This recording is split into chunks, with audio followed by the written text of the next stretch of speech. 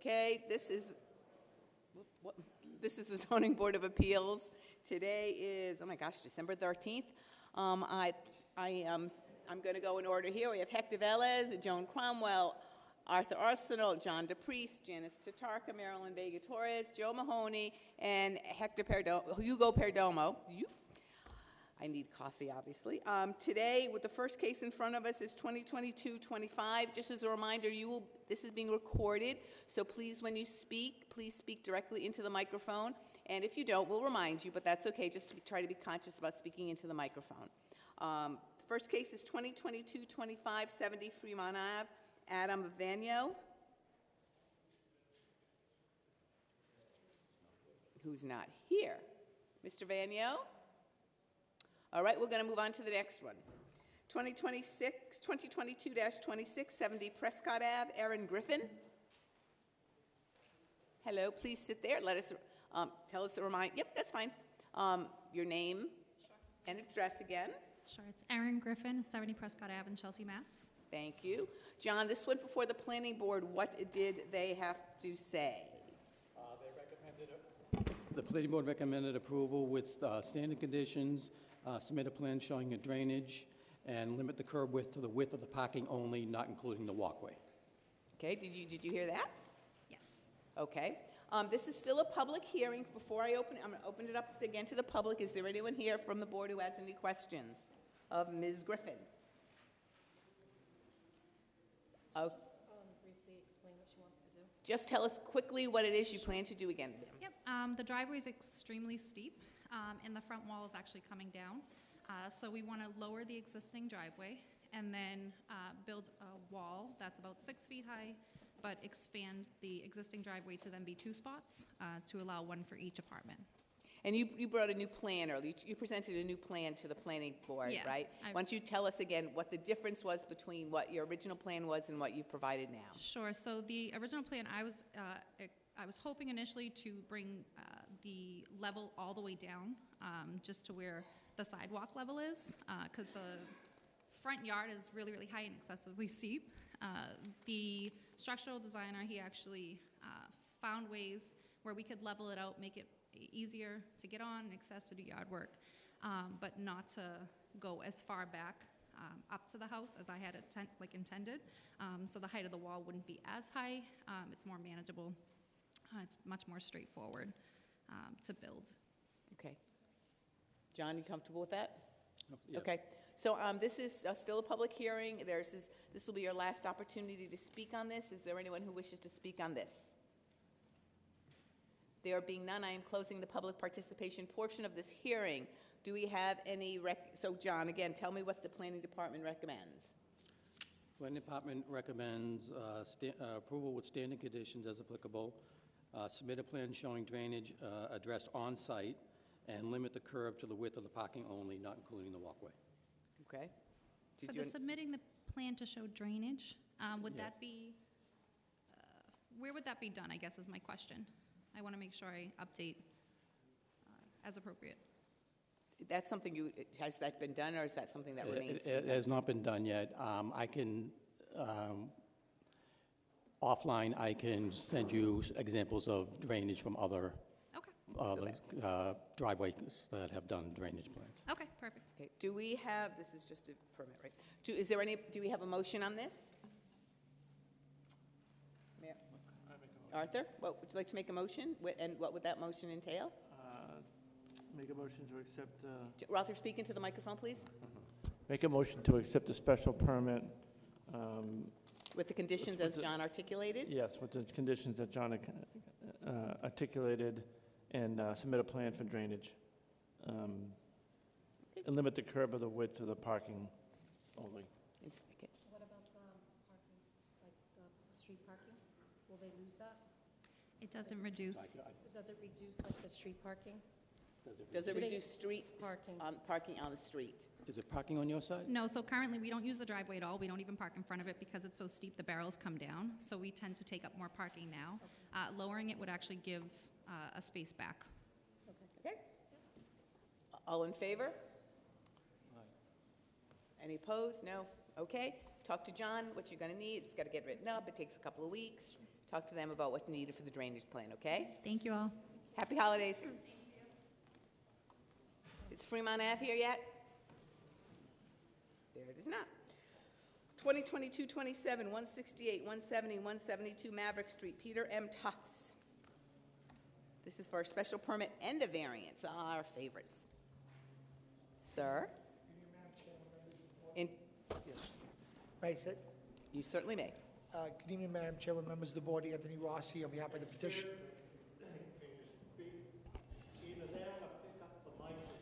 Probably better if I stand up.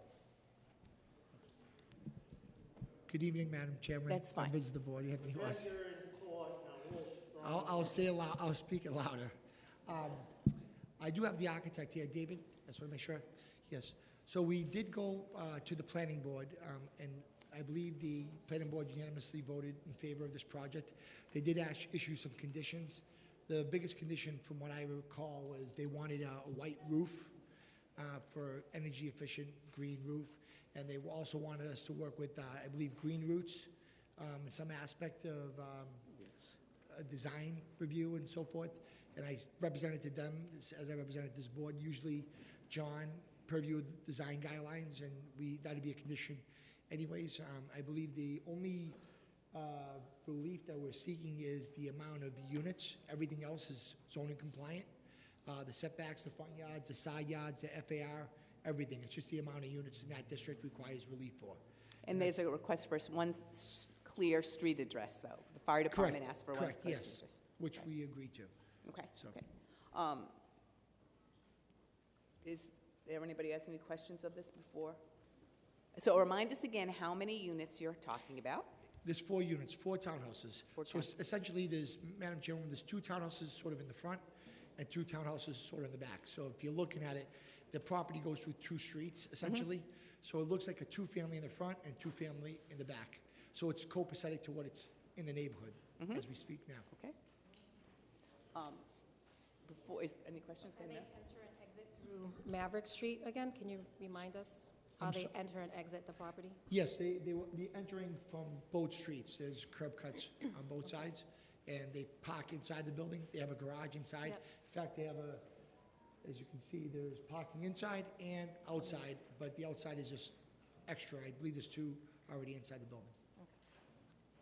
But there's 2 the garage is for 2 cars, right? Yes, each unit, Each unit? correct. And- Not, if you look at the plans, yeah, John, if you look, there is like a concrete slab in the front to drive through. The parking isn't designated in that area. It's actually designated inside the structure itself. It's capable of holding more cars if needed, but it's not, it's designed that the garage is inside 2 parking spaces per unit. Okay, there's no basement. No basement. Or under your resume or proposal or the project, you say you have a full basement. On this one? I don't- On your summary of the proposal, this page. I didn't do that summary. You say you have a full basement. Is that a summary that was done by the architect? We didn't do a summary. I'm sorry, I didn't hear. He said that in the summary, it says On it's the a full summary, it basement. says they have 1-car garage and a full basement. But the plan, it shows 2-car garages. Are you talking Maverick Street? Yeah, Okay. 168.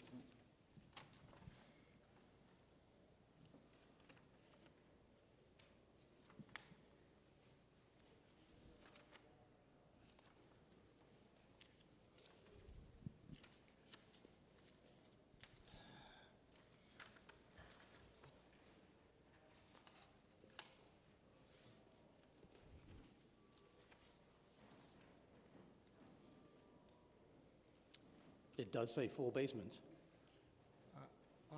I'm sorry, John, is that part of the architect's application, or? On your petition for variance, it If I may, says, if I may, John, could I approach just to see? I'm not sure.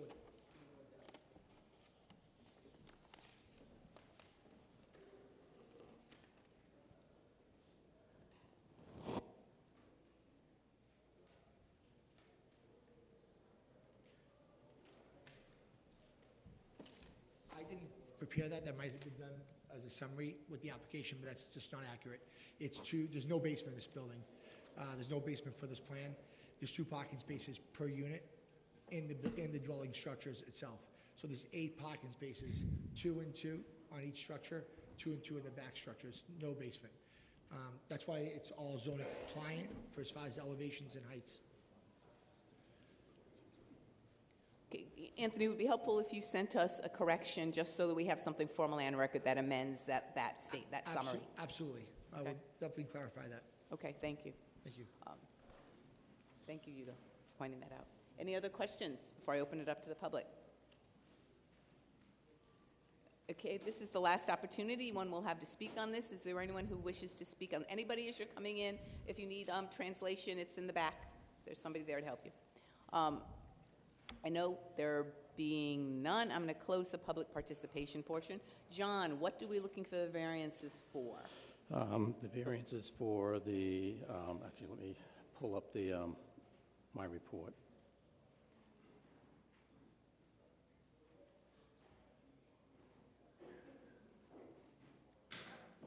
Nope, that's not it.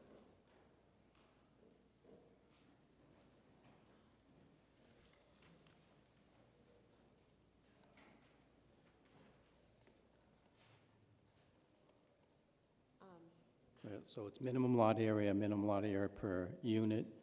There's a use for a special permit, and then the location of the parking spaces out on the Yeah, I just wanted outside. to walk through the variance requirements, so I wanted to make sure. So we need it for minimum lot area and minimum lot area per unit. Joan, did you have something you wanted to I say? did. I'm sorry.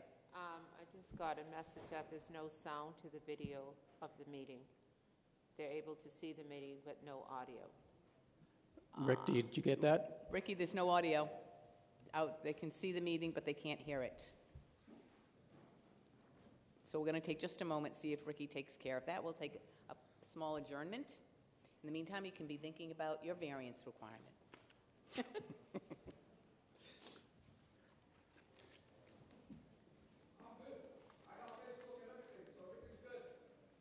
Okay.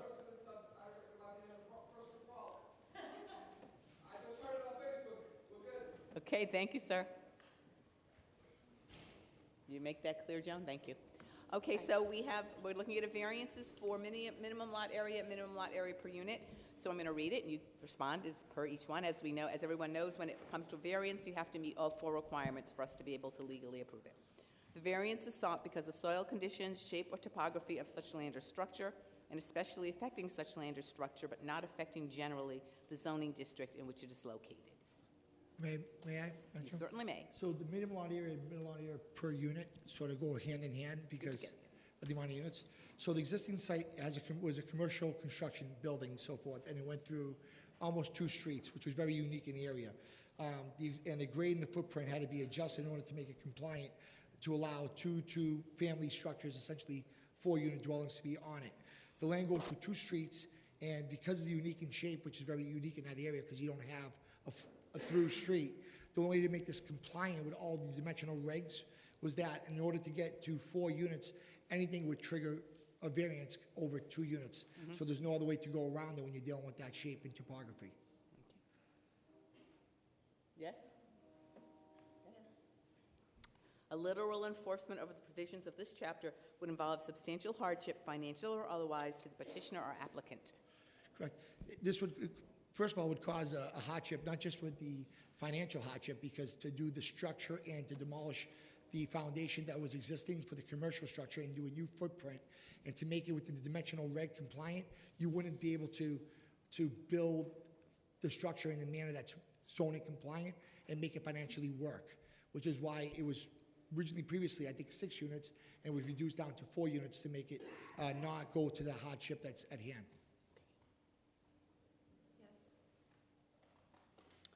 Desirable relief may be granted without substantial detriment to the public good. So is the gimme.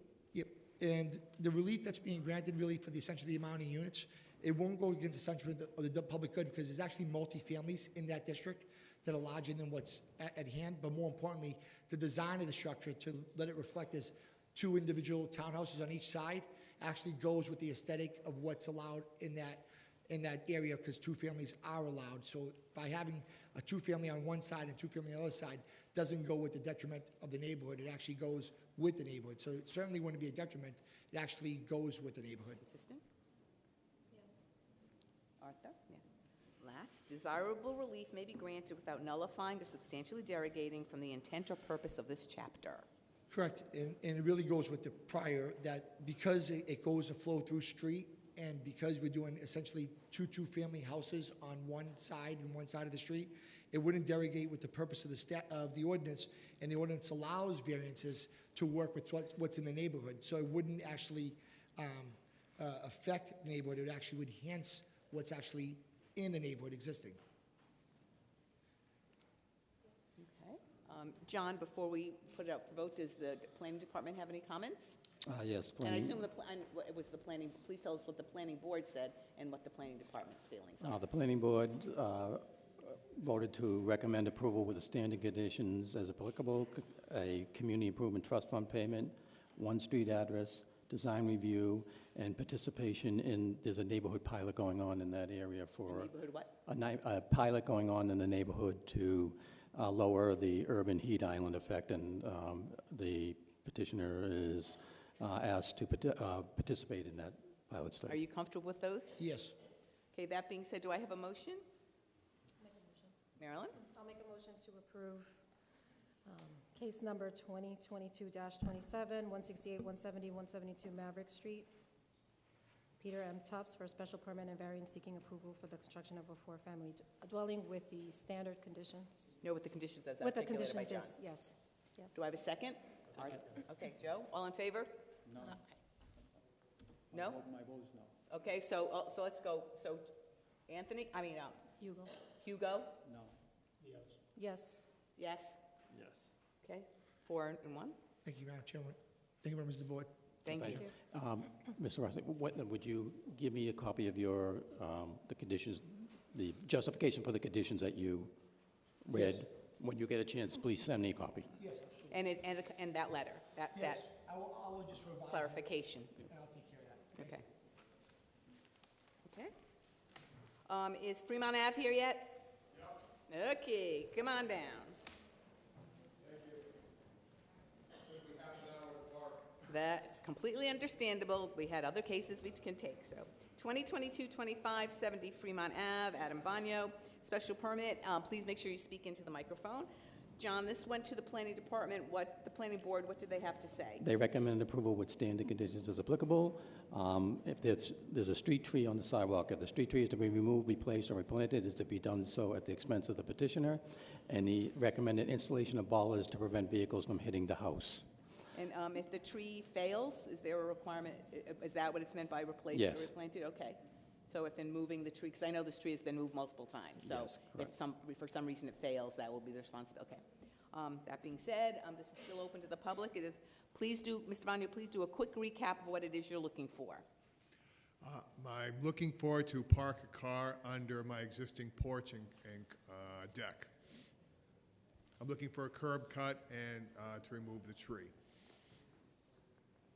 Okay. Any comments, anybody? John? You received a comment from the fire department that they are concerned about parking underneath a combustible structure and near a combustible structure. Have you talked with the fire department? I have. I went there a couple times to talk to them, and we've been conversing back and forth. They're looking for pretty consistent about a sprinkler system under the deck. So I did some research, and I came up with some items that can go mounted inside underneath, and they're a fire suppression system, a dry fire suppression system. I brought that to their attention, and they weren't very favorable about that idea.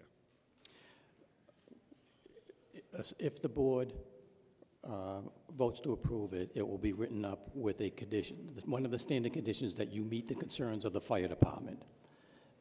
So you're going to have to work it out with them. Right. And if you don't, just because the board approves it, the fire department still has a say in it, and they can deny, they can not sign off on the permit. Right. Okay, comfortable with that? I'm sorry? Are you comfortable with that I requirement? am. I'm still working with them, and they're going to give me some more information about this particular dry, I guess, sprinkler system. They said it's been used in the city on decks, is what they told me. And I asked them to give me more information about it, but they said they couldn't due to a conflict of interest. So I don't know anything more about that. I'm still trying to research what this is. Well, why don't you chat with John, too? Maybe he doesn't have quite the conflict. Thank you. I don't mean to set you up, John. I'm just saying I don't know what their conflict is. So, is there anybody here who wishes to speak on this matter? There being none, I'm closing the public participation portion of this hearing. Do we have any comments, any thoughts, any questions, any intention of filing something? This went before the planning board. The planning board was okay. He said the planning board went okay. They just wanted to make sure the tree, because there's a tree that has to be moved if it was properly replaced, and they have to prevent vehicles from hitting the house, the bollards, like at the bottom of the ramp. There. You Is go. it with a new tree or the same tree is going to be removed? Well, placed somewhere? that's what I was saying to John. So if they move the tree, and if for some reason the tree fails, then it would be Mr. Vanyo's responsibility to replace the tree. You know, if it moves and he dies, then he's going to have to replace it. Okay. Motion? I'll make a motion, motion to accept a special permit for approval of the driveway with the standard conditions and the other conditions that John had articulated. And obviously, if the fire department doesn't approve on it, so I'm fine with that. You know, just got to work with the fire department. You know. Yeah, you got to work on the. A second? Second. You go. All in favor? Aye. Thank you. Good luck. Thank you, everybody. Happy holidays. Thank you, you too. Next, 2022-28, 320 River Beach Parkway, GVLP Corporation, DBA Vita Verde. Is there anybody here? Ah, there she is. Okay. Before we get started, I'm just going to read. We have a number of letters of support. I just want to get them into the record. I'm just going to summarize them. I'm not going to read each of them. We have a letter of support from Lorraine Vega, who lives at 100 Captain's Row. We have a letter of support from David Mojica. He also is a Chelsea. He seems to also be a Chelsea resident. The next one is from Carol Resnick, 68 Captain's Row, writing in support of Vita Verde. Michelle Murthis, resident of Chelsea, in support of 36 Pine Street, in support of Vita Verde. Viaki Gonzalez, resident of Chelsea, 255 Vale Street, also in support. See why I'm summarizing? It's a lot of them. Juan Marrero, resident of Chelsea, 116 Clark Ave, a letter of support. David Diaz, resident of Chelsea, 4 Washington Ave, letter of support. Oops, hold on.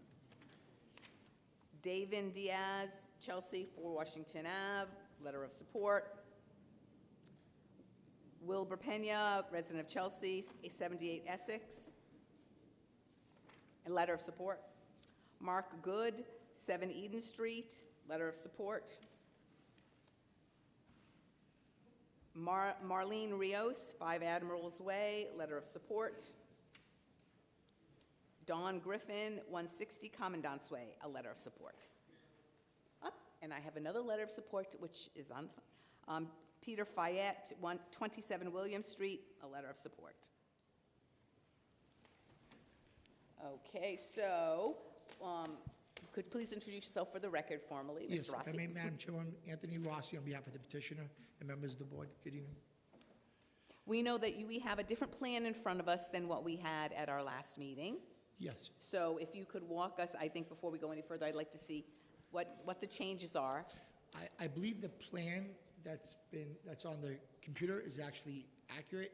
I think what happened was, I believe Hugo picked it up, that in the manual, the old plan was in the manual, like a revised version. So what we did is we updated the manuals that you have before you with the corrected, updated plan. Okay. But the plan that was previously, before this board, that was on the digital, has not been altered whatsoever. So that should still be accurate. What I also did is I put an easel here, so the audience, because they can't see what's there. So it's basically showing the site plan. on it. So I'm facing it this way for the audience, if that, Okay, thank you. So it's what we're seeing there. yes. So again, do a quick summary for us as to what's planned. So this is proposed marijuana dispensary, retail use at this location. At the prior meeting, we had a traffic analysis and traffic study already performed. I believe it's in your manual that talked about the traffic in this area, what the amount of traffic it will take at this area regarding the parking that we provide. There's a requirement of 19 parking spaces on the zoning for this size use. The building has been shrunk in detail to what's existing on site. There's going to be 16 parking spaces designated, so the limited parking relief that we're seeking via special permit, no variances, is 3 parking space relief. Through the previous representation, through the traffic analysis, there wasn't a concern regarding the amount of parking being provided. And I will recap a little bit regarding how the hours of operation would work. It'd be Monday through Friday is 10 a.m. to 10 p.m., and that could be adjusted accordingly as if this was approved and being operated. And I believe on Saturday, it is 10 to 8 p.m., and Sunday is 12 to 8 p.m. Other things was we've talked to neighbors and abutters to see if they had what concerns and so forth. And the neighborhood, we try to canvass as much as we can to try to get input. We also, we heard about concerns regarding, in the prior meeting, from an abutter who owns a multifamily right either next door to it or close to it, and concerns regarding, accidents that's taken places over the years. I mean, it's on the Parkway and so forth, but we tried to reflect that this structure actually will improve the area. And there's also concerns regarding drug use that exists in that area. By this type of development and this type of project, it actually will clean up that area, because now the building, instead of being almost to the lot line in the corner of the Parkway, it actually is going to be recessed back, because a big, large portion of the building will be coming down. If I may take this off, I can take it to the camera. But as you can see, that all this is going to be reflected back. This is going to be the structure over here. This is all going to be landscaping. This is all going to be additional parking spaces that currently isn't on site. So this is all going to be now a well-lit area that doesn't exist currently. This will have off-street parking that doesn't exist at this portion of the location currently. This site also will have over 60-plus cameras due to the use and the operation of the site. Video surveillance, there'll be cameras. There'll also be letters stamped outside regarding signage that you're going to be under constant surveillance. Also going to have security throughout all the hours of operation, on-site, monitoring the parking lot and people entering the building. So it will alleviate any concerns about people parking on the sidewalk, which is what represented to us in the past at this location, prior to this use was ever in place. So by this type of development, this type of project, at least through those hours of the day, those issues that exist, it's very difficult to see drug use in an area that's going to be well lit with security, now recessed back, and also alleviate any traffic concerns, because if people were coming off the Parkway and they were taking a right going down that street, right now the building's almost to the lot line in that area, and you can't see anything. And now the building's set back with a well-lit area that actually alleviate a lot of those concerns. We've also heard from neighbors that a lot of time at nighttime, people are parking everywhere. And one of the things that this group, after talking to them, is that they would consider doing is working with the neighborhood and providing like a residential sticker format. So after hours of operation, in the same way that City Hall does it, that you can park overnight and leave by a certain hour during the morning, they would work with the neighborhood to provide those parking spaces when they're not open to the neighborhood, so we can make sure those stickers go to people in the neighborhood that need it for as far as off-street parking concerned. So this is something that's actually going to help them even after hours. As far as the operators of this, I've talked to it well in detail in the past regarding the team. It's documented in the book. Gladys Fager is a Chelsea representative, probably the first, I think it's the first petition from someone from Chelsea who's trying to get a marijuana dispensary.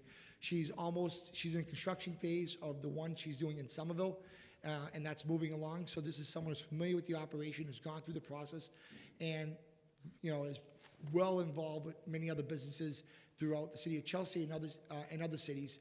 So this is a person who's got the leadership to take this, all the way, and her word means a lot, and her background means a lot. And the other team members, Leah, and all the other teams that are there, I can talk in detail, but I don't want to recite what's already in the manual, or we already did. We'll be here all day. But those people, the team they assembled is a team they have assembled in the past and moving forward that can handle this type of product. And remember, I would note, when they did the traffic analysis is always done by, for these type of studies, to the worst case scenario. And it's quite known, I believe, and I believe even Cheryl Watson just recently sent an email, because we had to provide through the city regarding the police security that it's been approved, what they're trying to do here. And I believe that was submitted to John, hopefully today. Not sure, but I believe they submitted that today, the report okaying the site. But due to the multiple dispensaries that are already currently active in Chelsea, it's being diluted all throughout across the board. But the traffic study is done on a basis that it's worst case scenario, and it still works on this site. And you can tell by usage at other locations what they're getting for traffic and vehicles coming in, and there's no issues at those other sites from what I've been made aware of. I would note that I believe this is subject to licensing anyways, and if there's ever issues in further time regarding, cars or what have you, they would control that. It's all going to be done on appointment, I believe, for the first 6 months. But this is a concern we're not having due to the fact that we've shrunk the site considerably.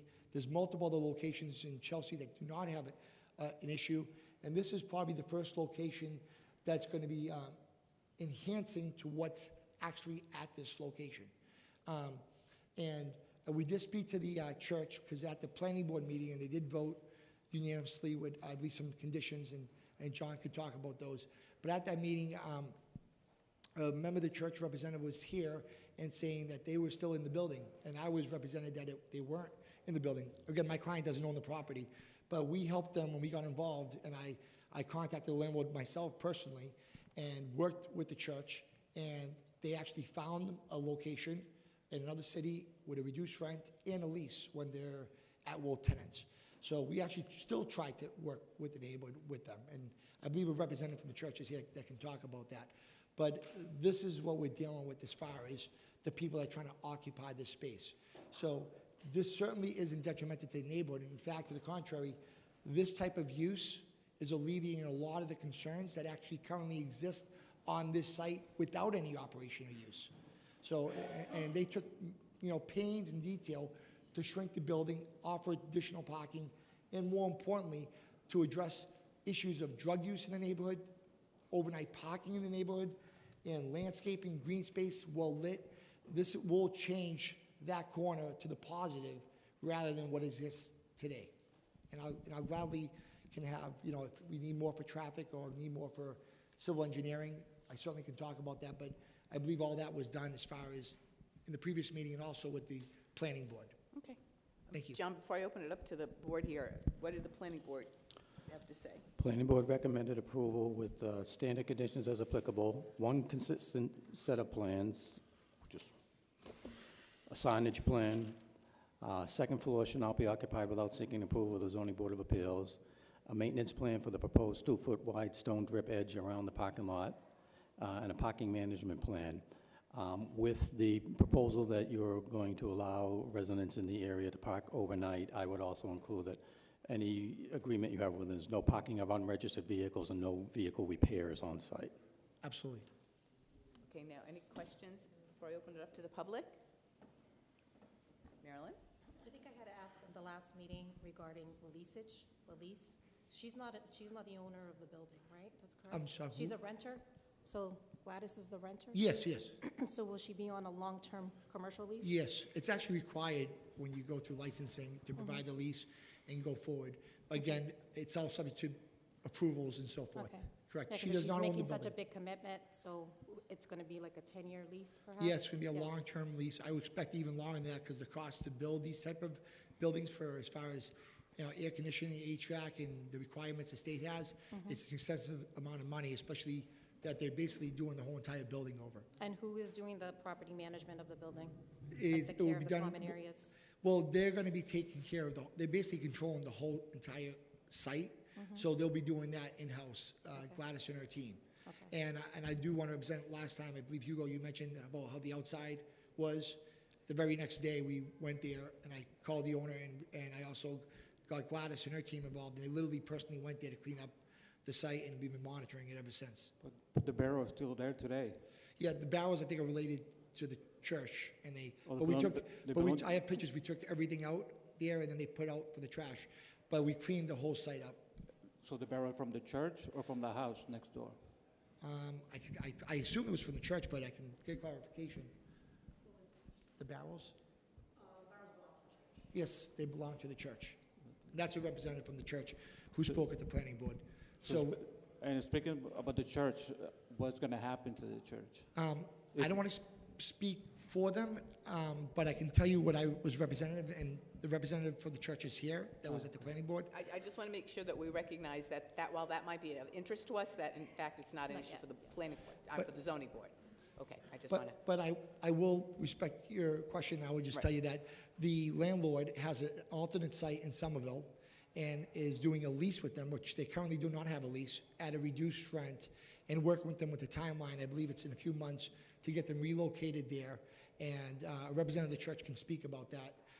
And we got involved to make that happen, meaning me, the team of Vita Verde, to make sure that they weren't just put on the street and so forth.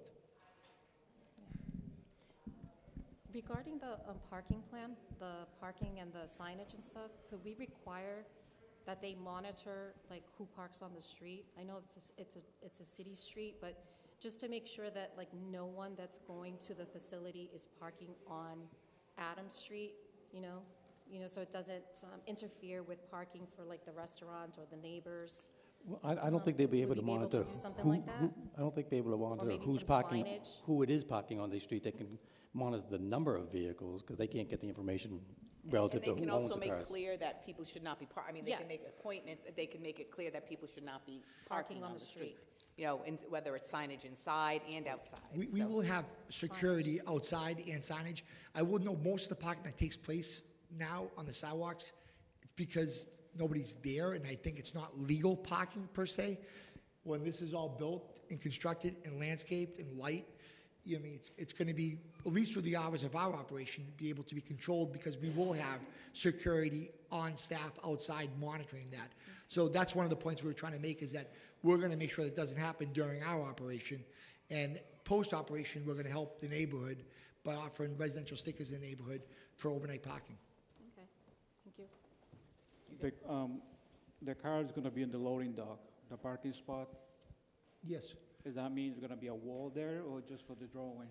Yeah, it's just a loading dock, and there is a structure there, there is a wall there, and that's essentially, it will be used for parking for, like, basically, it'd be an employee or a representative of Vita Verde. But when the delivery would take place, as far as marijuana delivery, they wouldn't be parking inside there, it would be for loading. Okay, so there's no wall then, just going to be just bel- a loading dock. There is a wall, isn't there? Yes, there is a wall there. Oh, but on this plan, the new plans you gave us is only two garages, show the two garages, not the divisions that I just. I'm sorry, give me 1 second.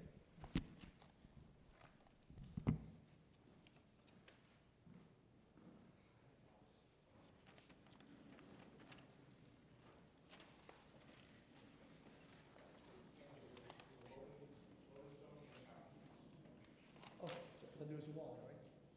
It's inside. Hugo, what one are you looking at? 820? A20? Okay. I can have Rick Salvo, he's the engineer. Rick Salvo, Engineering Alliance. Yeah, so the loading area is in an enclosed bay, and there's a loading area and a parking space in there. So the car will not need to leave. So an employee will likely park there, maybe the manager or something But like it's that. inside, is what It's you're saying? inside, it's enclosed. So the door will open, the delivery will pull in, the door will close, and then they'll do what they need to do. But there's no two loading dock, just one. One loading dock, that's correct. One loading area. That's all that's required by zoning, and that's what we provided. Oh, okay. My reason, because on this plan shows there's two loading docks, And then in that plan there, it shows one in a parking space. That's right, there's a loading area and a parking space. Well, again, we're talking about consistency of plans, which is And I think that's something what John was referring to, required. or one of the things he was referring to. I want a split plan. Yeah, but we What just got a plan are you new on, plan, eight? so that's why we want Anthony, it's exactly the eight- plan. Those are the new Yeah, ones. 820. A20.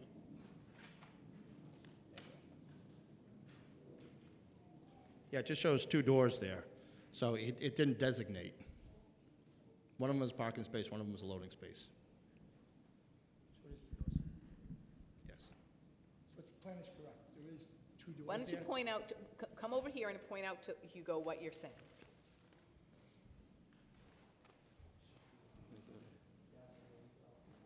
Yeah, that's what I'm asking, because on that one, I thought it was just a drawing, not, that's what I'm asking, is it a wall? Is it- Hugo, do talk, it's still here into the mic.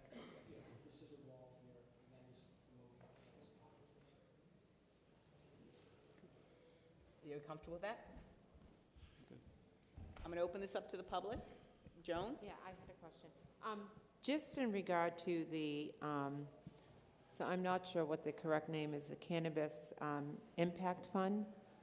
Is there a percentage that, like, casinos give to the community, marijuana dispensaries as well? Is there a percentage that's decided from the owner's point, or is it a community, is it from the city? It's an agreement that they do with the city. It's separate from, Okay. it's separate from zoning. It's done through the law department. Okay. Yeah, and Joan, if I may, we did provide a copy of the host agreement. Mm-hmm. It's actually in there that talks about what they would be paying to the city, percentages.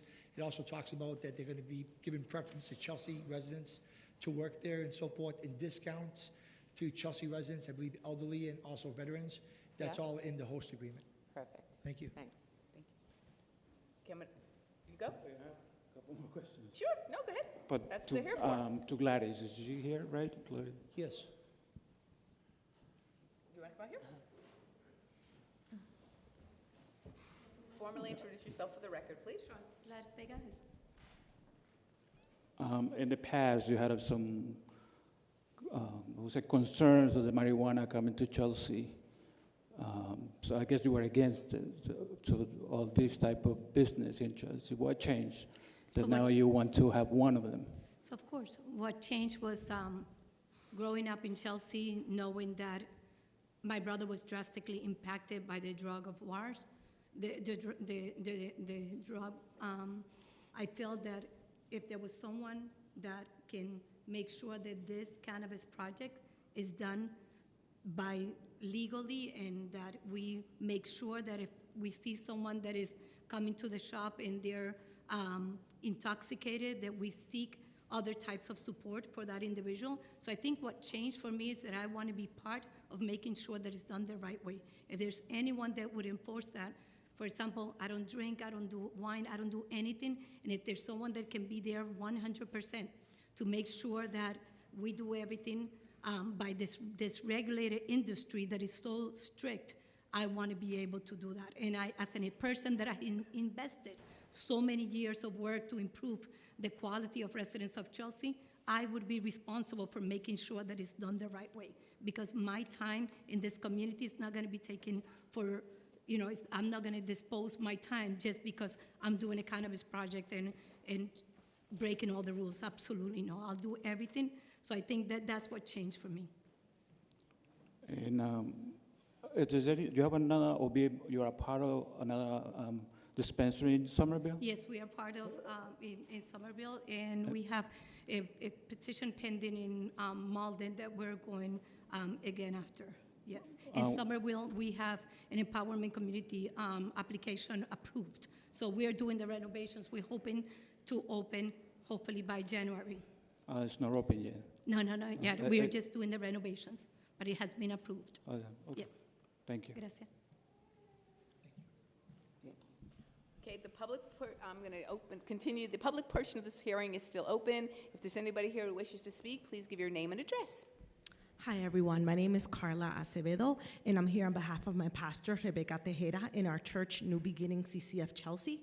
We came to the last planning meeting for two reasons. One, because we wanted the committee to know that we had been renting that space for the past 2 years, and two, because we were concerned because we had just found out that this dispensary was a possibility, and we didn't have a lease. We didn't know if we were going to get kicked out or what the deal was. But since that meeting, we have been working with Attorney Anthony Rosie, who has advocated on our behalf, and our landlord has been gracious enough to find another location from one of his other properties in Somerville and has reduced the rent for us. And so we are going to be going back to see the space again with the rest of our leadership on Friday to discuss the final details of that. So just want to thank all of you for hearing our concerns, and to Attorney Anthony for advocating on our behalf, and our landlord for working with us, because now we're feeling a bit at ease about the whole process.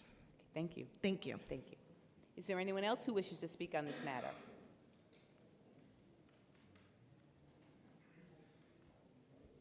Hello, I'm June Bowman. I'm the owner of the building on 2 Adams Street, multifamily. My sister lives there, and my other sister. 3 of us own the building. I just want to be on record that we're very pleased that the size of the building has decreased and the parking has increased. That has been our major concern. It's not the type of business. It's the street, the traffic, the parking has been an issue. It's been an issue for our tenants, and we hope they've had trouble leaving the driveway, being able to turn. There's been accidents on the street with tractor trailers. So we're just concerned, and I will say that the organization has been very helpful and has come to us, and hopefully we can work together with the city to make sure it is a safe area. So thank you. Thank you.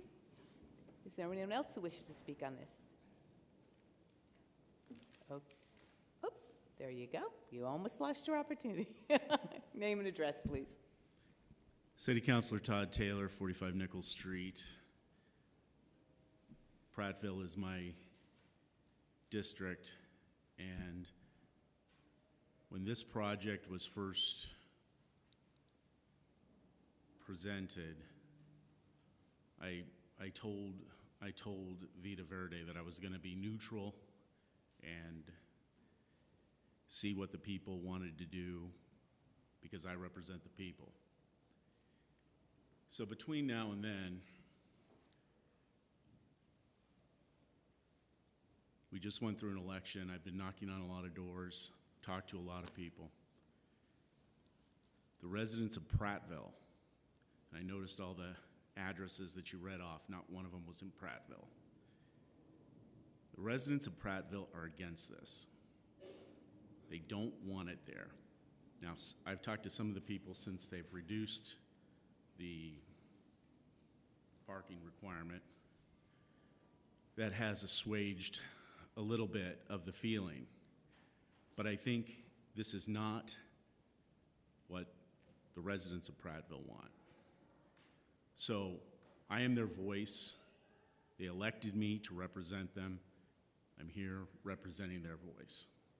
So I ask you, take into consideration what the residents of Prattville want. They do not want this marijuana facility in their district. Thank you. Thank you. Is there anyone else who wishes to speak on this? Hello, honorable members of the Zoning Board. My name is Damali Vido. I am your City Councilor at Large here in Chelsea, and I want to echo the sentiments of the District 1 City Councilor. All of the names that mentioned, all of the people that have showed up to these meetings to advocate for this project have either been relatives, board members, or employees of this nonprofit organization. Time and time of the organization that the proponent works for. Time and time and again, I've come here and I've come to these meetings, and we're fanning over somebody that does incredible work in this community. No one can ever take that away from this individual. However, this zoning board serves as a buffer between what's best for this community and doing the work of the people. And so when I was city council president, I've been a longtime marijuana advocate. When I was the city council vice president and the law passed, and we zoned the city to allow recreational marijuana, We did it considering that it passed only 55 to 45%. There was a 10% margin, and we wanted to be mindful of the neighborhoods and where we were putting them and making sure that we weren't having an impact on our community. Hi, Bruce. So we put it over in the industrial area. We allowed it down by Webster. And so when the pandemic first started, every year the zoning department submits different zoning amendments to the city council so that we can change zoning as the city changes or whatnot. And in there, the chairman of the time of the city council kind of squeezed in this proposal to change the zoning in that area. And because we were in the middle of a pandemic and things, personally, I didn't even have vision, it passed in a way. And I know that that's not up to the zoning board to consider, because at the end of the day, it passed. It's zoning, it's law, it is. But there's been very unethical things that have happened with respect to this project, with the zoning, with the way that who's coming here to speak up on behalf of this. People walk up and it's like, are you a daughter? Are you a city councilor? Are you an employee? It's very conflated. And I'm really concerned that if we don't really start to pay attention to the community and the needs and what the people are actually saying, that, because a lot of this behavior and the concentration of power is reminiscent of the days that led us into receivership. I'm on my last hurrah in terms of the city council. I am exhausted, but I will not be doing the work of the people if I didn't come here and say the truth. Furthermore, the economic empowerment certificate and that route is something that was given to people that were impacted by the racist and horrible drug laws of the past. And the proponent has actually spoken against marijuana. So now there's this opportunity to make money on the community. Quite frankly, the proponent has done that very well. In the face of COVID, she's managed to, quite frankly, industrialize poverty. It's something that really is scary to me. It's scary, and it should be scary to all of you. I am asking you all, as members that are appointed by the city council, that are here to serve the work, do the work of the people, when you look at variances and the factors that you have to meet, in terms of public good, there aren't residents in that area. I dare you to find me 5 residents in that area that want it there. This is a very different location. This is a very different location than Webster Ave or Eastern Ave or even back where King Arthur, the old King Arthur site. This is in a rented residential area. My mother lives in the area. My family lives in the area. My niece lost her life around the corner in that same area. I'm very familiar with it. High traffic. And honestly, I don't know who sets this up, but I have yet. If I had $1 million for every time a proponent came up here and had a traffic analysis that went against their project, I'd be poor. So, quite frankly, we really need to reevaluate the way that we do things. I really hope that this board considers some of the things that I have mentioned. The people do not want it. And I'm not saying that this person should not have this project. Sure, do it wherever you want. Do it somewhere else. But if the people of this area don't want it, then who exactly are we working for? I really hope that you take these matters into consideration and consider my comments in terms of ethics and conflicted interest a forewarning of something that's pending doom on the city. Thank you. Thank you. Is there anyone else who wishes to speak on this matter? Is there anyone else? Okay, come on. Judith Garcia, City Councilor for District 5. Do you need the address? Do you need an address? Yes, please. 138 Walnut Street. So I am going to focus on the matter at hand, and what we're talking and what we're asking you to do is to evaluate the project that's before you, specifically zoning. And I think that unfortunately we are forcing someone who is here as an applicant to bring a business forward, and we're focusing on the wrong things. We're trying to really misguide the conversation about a nonprofit, and the nonprofit is not before us right now. The executive director of that nonprofit is not before you right now. Who is here right now are 3 women that I should remind everyone here. We have 3 applicants. It's not only Gladys Vega. We have 2 other women listed on this application that are applying for this project. So let's ignore the personal sentiments of attack, the constant social media bullying and trolling that continues to happen on a daily basis, and let's focus with the matter at hand. You're being asked to evaluate a zoning project You have experts here who have showed up and who have taken your feedback and have gone to the drawing board time and time again to fix this project and propose something that is adequate for your needs, that is adequate for the needs of zoning, and that is adequate and brings to an extent some sort of peace to the abutters that are being directly impacted. And as a city councilor, I can tell you that it pains me when applicants here need to somehow defend their interest and their desire to open a business here and to seek some sort of success and profit. You know, why do we have to put someone under the limelight of defending? Why do you want to open a business here? What has changed in your thought process? You know, let's take the personal out of it and let's focus on the applicant. And what I've seen here and what I've heard here from two abutters that to an extent could have been impacted is that they feel okay with the sort of concessions that have taken place from negotiating, from talking, and honestly, we're looking at a lifelong resident of this community who's submitting an application to run a business ethically and to run it right. And perhaps I don't know what to tell you. Do we want someone from Ohio or Colorado to come to our community who's not invested, who hasn't done half of the work that one of the applicants that has done for this community? So I feel that, please, it is your duty to take away the personal aspect of it. I personally just got out of a campaign and I was door knocking myself. And when residents want to show up and are fully against a project, they should be here. They would be here. And what we have here are two people, two abutters, others that have spoken in favor of it. Please, I ask you, look at the matter at hand, look at what you're being asked to do, look at the zoning, and let's leave the personal attacks out of it. And please consider to support a lifelong resident of this community that is seeking to run a business and to do it well and as best as she can. So, thank you. Is there anyone else who wishes to speak on this matter? Who, I don't know who that is? Okay, I see you back there, okay. No, please, I don't know, no extemporaneous name and address. My name is Jackie Gonzalez, and you guys have my petition, and I'm not a relative or an employee. Okay, don't talk to them, ma'am, talk to us, all over okay? Chelsea, and I came because I support a business. Can I have your address, please? My address right now, yeah. I live on Vale Street, the 255, the new building. We need it for the record, That's thank where I you. live, but I've lived everywhere in Chelsea. So I'm not talking as someone that just lives in one location. I work for Chelsea too.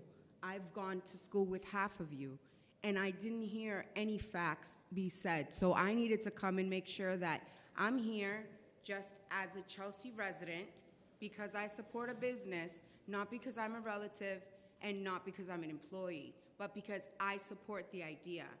I have a disorder and I suffer from chronic pain, and none of the dispensaries that you guys have allowed give me my benefits or allow me to not take the drugs that everybody else is addicted to. And my choice is to use medical marijuana.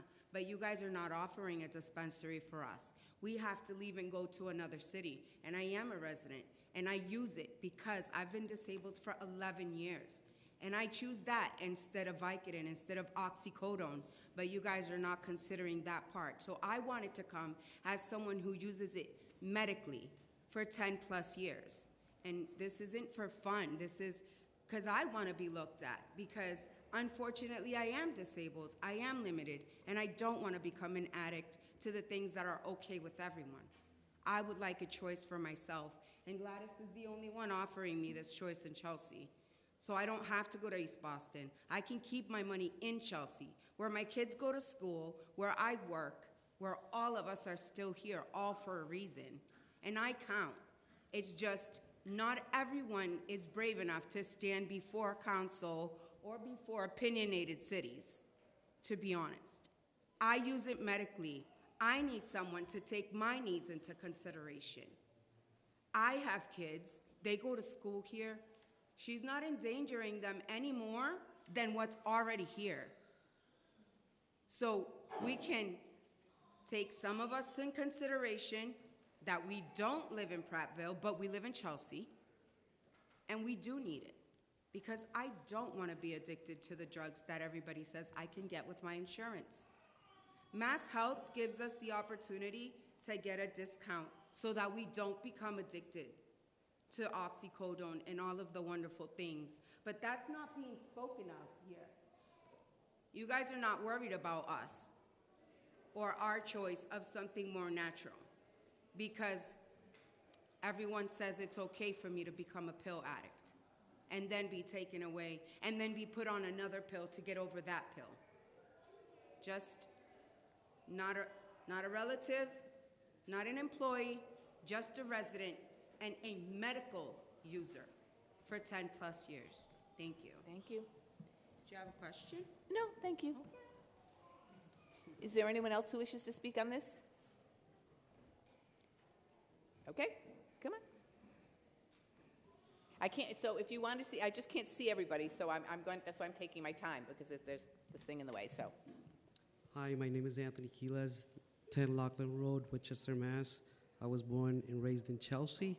I've been through the process since the beginning, and basically I think Judith Garcia had a very important point that we have to focus on the business and not the politics around the city. I do like how the plans have been improved. I just want to, for the record, you know, I used to be a building official and sat on the same board and had to make the same decisions that you're about to make today. So I do implore you to really look at this as a business matter and not as a political or any of that. So I like the fact that the parking has improved, which has helped the abutters immensely. I like the fact that they have security all the time while they have the working hours that could actually look at traffic, look at all these things, the parking, the movement, parts of all the business. So Thank you. I just wanted to come and say I support the project. It's went from night to day from the beginning to now. They have reduced the space dramatically, and they have improved the parking. Now, saying that I go to I'm a small-time developer, and I do projects in Boston and Chelsea, and I see how a lot of cities are, what they're doing with parking is saying, like Somerville, they approved a project, 99 units with 0 parking space. Because if you don't have parking space, then you don't have vehicles. And if you don't have vehicles, there's no need to park anywhere, right? So that's the green initiative. And these are things that sometimes the city has to look at, you know, things that other bigger cities are doing to impact, you know, our community. So Anthony Quiles, thank you for your time today, and I approve, I'm for this project. Okay, thank you. Is there anyone else who wishes to comment other than our little guest back there? Okay, this is it. This is your last opportunity. We're going to close the public participation portion of this hearing. John, I'm sorry, and I apologize. Did we already talk about what the planning board said? Yes, planning board recommended approval with standard conditions Okay. as applicable.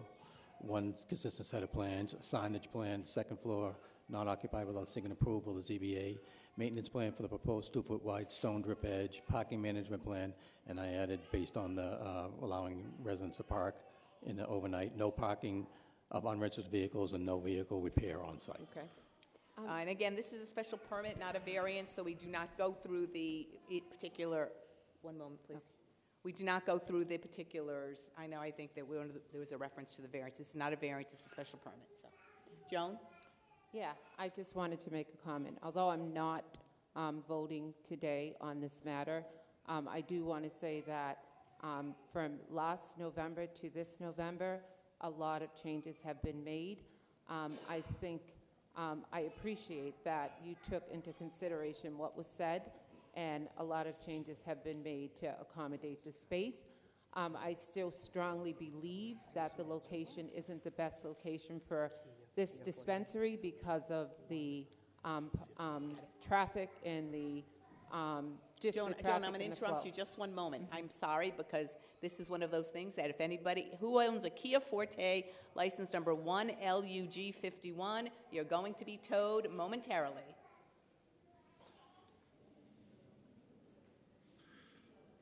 Okay, now you're not. Joan, continue, please. All right, so as I was saying, still a grave concern with traffic. I also appreciate the church component, that you guys took the time to work with them and find proper placement for that. I do also want to say that it's important to think about and not undermine or disregard what a counselor in that district is saying, because that counselor represents their constituents. So his constituents don't need to be here if he is here speaking on their behalf. And as fellow counselors, I would, request to respect that. I also believe that it's not personal, and it was never personal, but it's the job that we do as a board, as a body. And especially here at the zoning board, we respectfully review each and every case, and not one person is above or better than another person to be scrutinized, to be asked properly in order to make the best decision. So I just wanted to clarify that. And as the Thank zoning you. board, we have to remember that this area is zoned for this purpose, okay? No, I'm sorry, the public participation portion is closed. I apologize. You missed your opportunity. I apologize. Do we have any other comments or thoughts or any interests? John, did you want to, and the planning board? Planning department, no?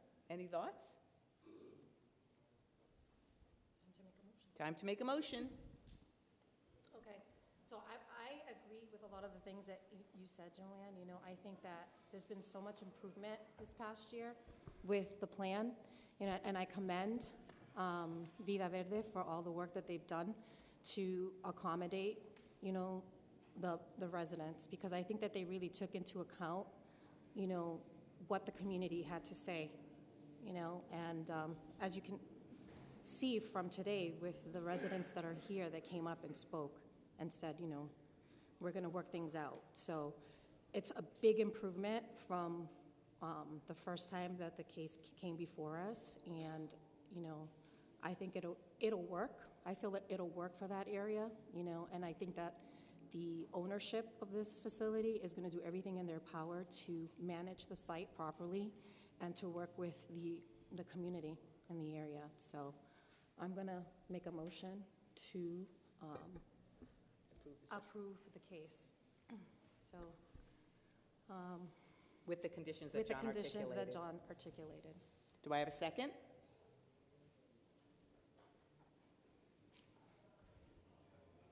There needs to be a second. That doesn't mean you have to vote for it, but you have to second it, and then you can say yes or no. Okay, second it. So it sounds like Marilyn? Yes. Joe? Yes. Hugo? No. Janice is a yes?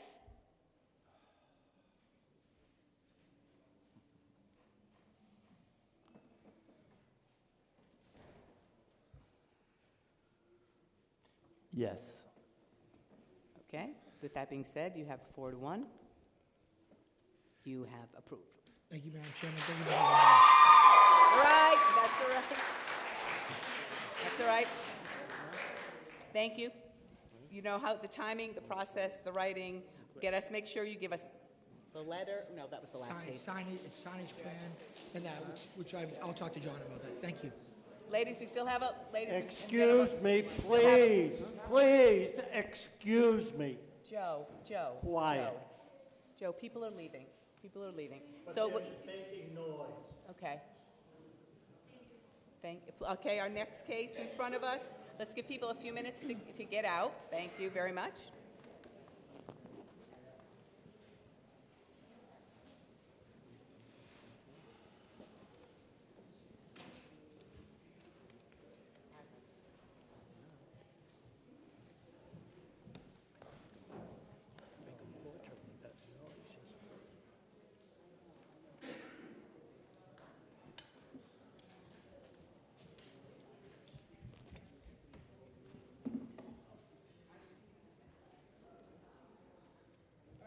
In front of us is 2022-30, 18 Garland Street, Luis Barahona.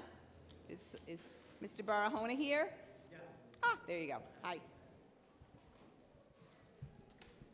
Let's take a few minutes, let people just get a little settled. All Just right. wanted you to get up here. You need to be back in 2.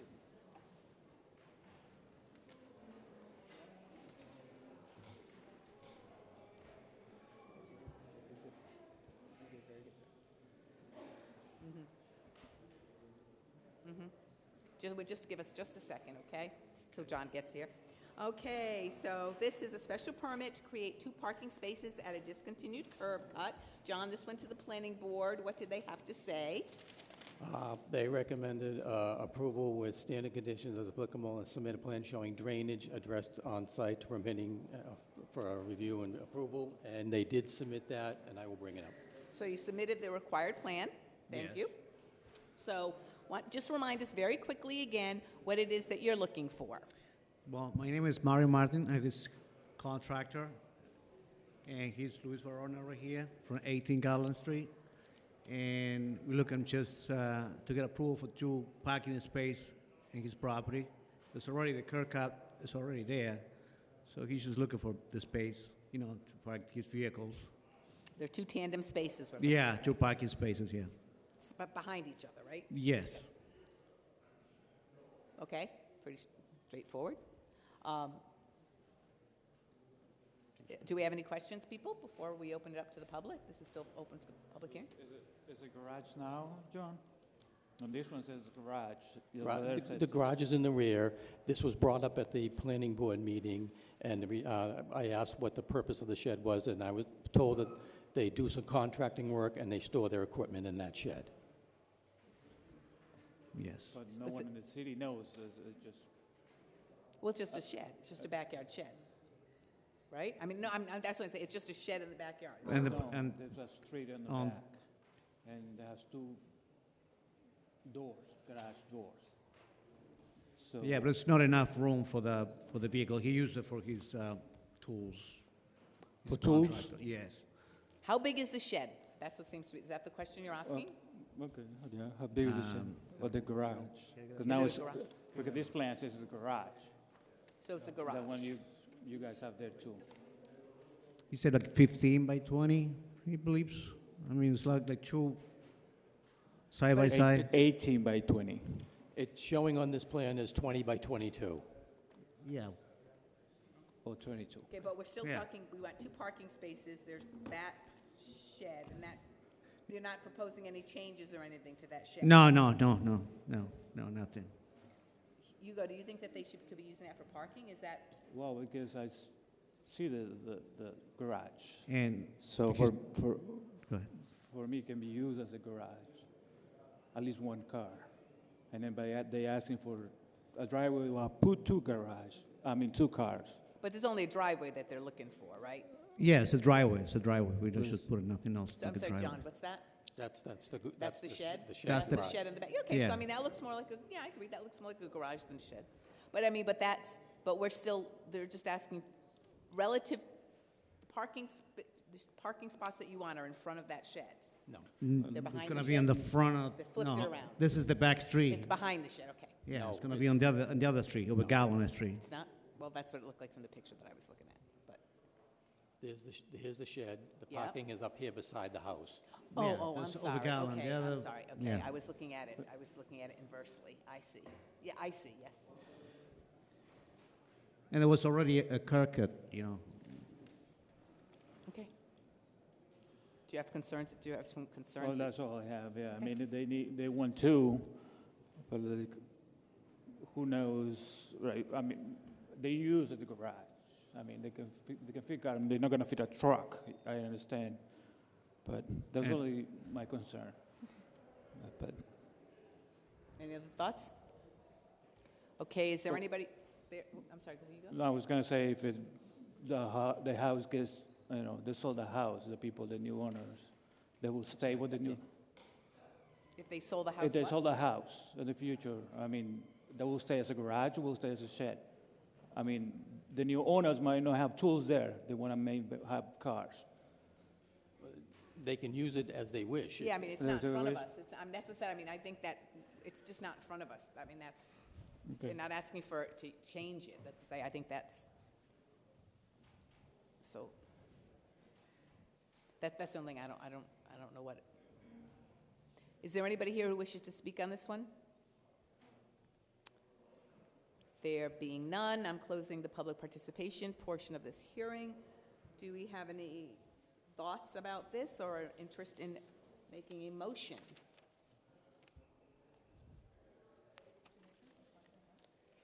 Do you park there now? What is that? Are you currently parking there now? Well, he can park there right now. I mean, this parking, like, you can't actually park, there's no legal. And unfortunately, he just pays someone else. You want to pave it, is what you're saying. It's not paved now? What is it?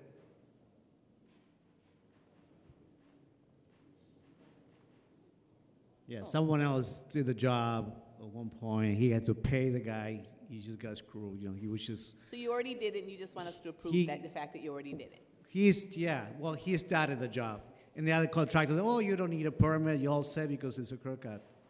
Yeah, people like And, to hear what they like to hear. You know, people, they take advantage. But it is, I mean, it's still, it's it's parking spaces in the side of the house. Yeah. Just go before the planning board? And they said, okay. That's it. What did they wanted, all they said was they wanted to, on-site drain, showing is that the drainage one? Yeah, drainage addressed on-site to permitting and development for review and approval. Well, actually, they got the curb cut already, so they don't, if they take an extra, put two cars there, they take one off the street. They basically built it too close, you know, they didn't, because it's a discontinued curb cut? It was a discontinued curb cut. They're before you now because of the location of the parking. Mhm. It's within the front yard, it's within 5 feet of the side yard, and it's within 5 feet of a building with a ground floor window. Yeah, I mean, it's tandem parking, yeah. Any thoughts? Interest in making a permit, making a motion? I make a motion to Put accept them, the put your, special permit. yep. I make a motion to accept a special permit with conditions as noted. Yes, John. Second? Hugo, all in favor? All right. Okay. So make sure you get approval. Make sure you just submit the plan as requested, okay? Okay, wonderful. All right, all set? Yep. Thank you so It'll take a much. while. They'll write it up. They'll get back to you. You need to submit the plan, Okay. okay? Yep. Thank you. You're welcome. Happy holidays. 2022-31, 13 Bell Street, Joseph and Marianne Carroll. Special permit, approval for the construction of a shed which does not meet the minimum side yard setbacks. Hello again. Hello. Please introduce yourselves formally for the record again. My name's Joseph Carroll, and this is my wife Mary Ann, and we're the owners of 13 Bell Street, the property. So And, remind us again what it is that you want to do. we want to build a shed in the back of our yard on a patio that's not being used. It meets the requirements on 3 sides, but on the side that abuts my sister's property, it requires 5 feet, and I only have 2.5 feet. And this is why I'm here. I'm asking for a special permit to put the shed on there. Okay, so it's only for that one side setback. Okay. And there was only the planning department, what do they have, planning board, what do they have to say? Planning board recommend approval with standard conditions as applicable. Okay, and any questions? Is there anybody here who wishes to speak on this matter? There being none, I'm closing the public participation portion of this. Do I have a motion? Make a motion. Marilyn? I'll make a motion to approve case number 2022-31, 13 Bell Street, Joseph and Marianne Carroll for a special permit seeking approval for the construction of a shed. And with whatever applicable standard conditions, which will be written in there's not a whole lot of them in this case. Okay? Okay, All in thank favor? you. Aye. Have a nice Christmas. Thank you. Have a good holiday. Case 2022-32, 416 Crescent Ave, Elba Rojas, special permit and variance, seeking approval for the conversion of an existing structure with 1 residential unit and 1 commercial unit into a 2 residential unit structure, which does not meet the current City of Chelsea zoning ordinances for minimum lot area, minimum open space, and off-street parking. John? What did the planning board have to say on this one? Planning Board recommended approval with standard conditions as applicable, design review, lighting plan, community improvement trust fund payment, and the fact that residents of the new unit shall not be eligible to participate in the city's resident sticker parking program because they need relief for parking. And you're comfortable with all of those requirements? We are. Yes. Could you please introduce yourselves for the record? Elba Rojas, 471 Eastern Avenue in Chelsea. Okay. Juan Pimentel, 416 Crescent Ave. Okay. Do you want to do us a real quick run through what you're planning again? It's a mixed-use property right now with a little supermarket, La Mesa, on the first unit. On the other side is a two-bedroom? Two-bedroom right on top. And we would like to convert this into a two-family straight residential property. Okay, so, and they're side by side, you said, right? Is that? No, one on They are top up of and down? the Oh, other it's one. up and down, okay. I thought you said they were next door, okay. Okay. Any questions on this? Now, we'll have to go up, this is a variances are required on this, but we'll talk about that later. Any questions before I open it up to the public? Does it have an exit to the back? Yes, it's on the back, right by the kitchen. Okay. So where's the front? Over here by the stairs? That's the front? Take the microphone with you. What was your question? Those stairs, is the front of the house? Those stairs over here? Those stairs in the front? Thank you.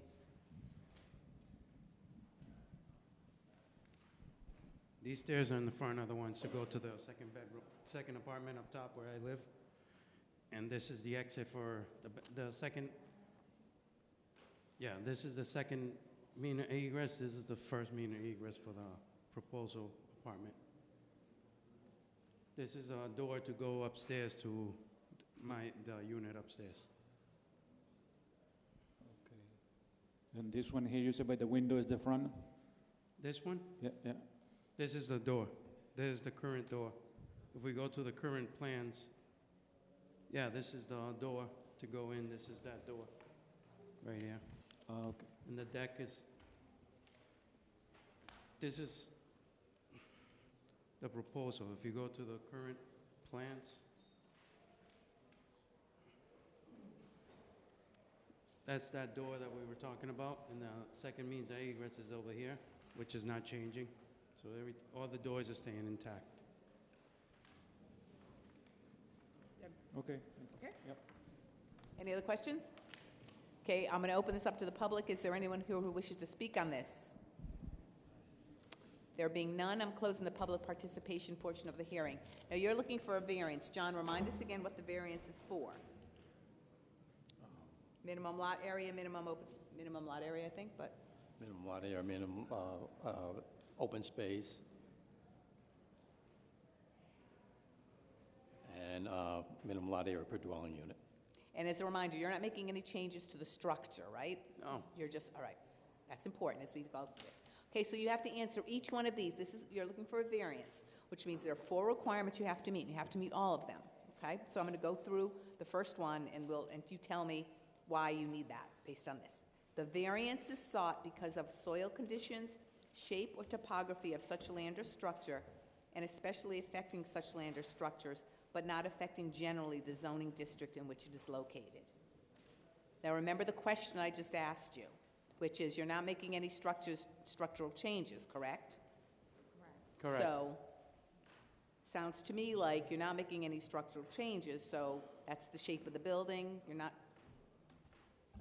No, we are not affecting anything, so everything's pretty much staying the same. so it's the variance is sought because of the shape of the structure that we're talking about. Correct.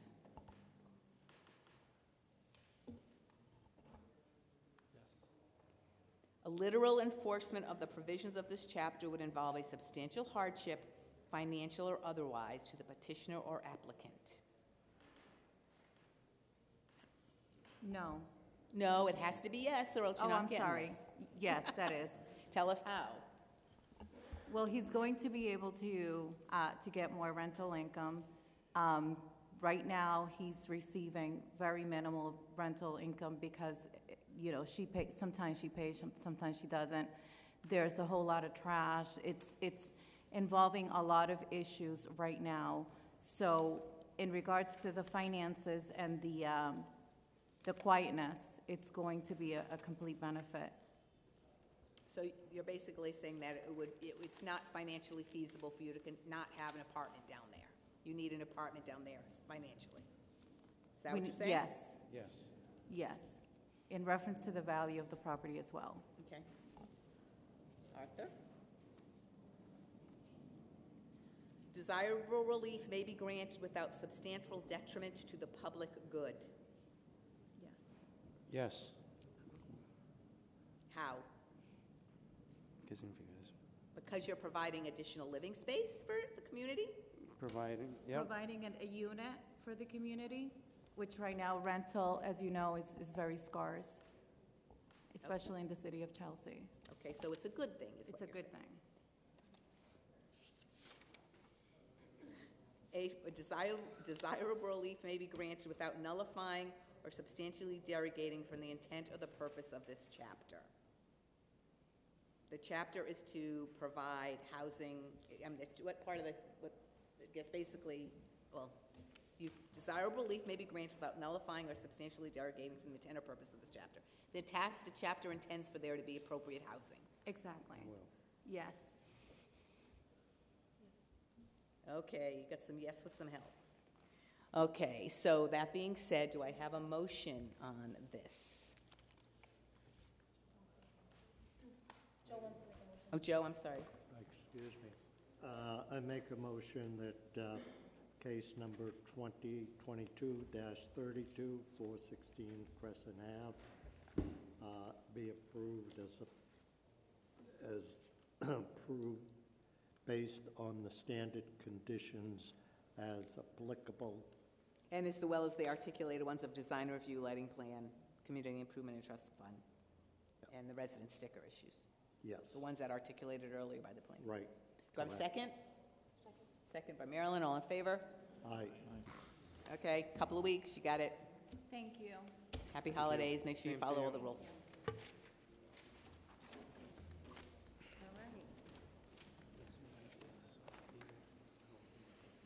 Yeah, we'll take them together.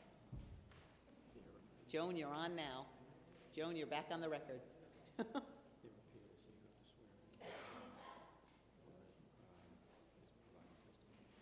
Oh, just tell me that one. Okay, so the next two are a little outside our normal, I'm going to take them a little bit out of order. They're a little outside of our normal approach, so I'm going to ask, so John will be providing some structure here.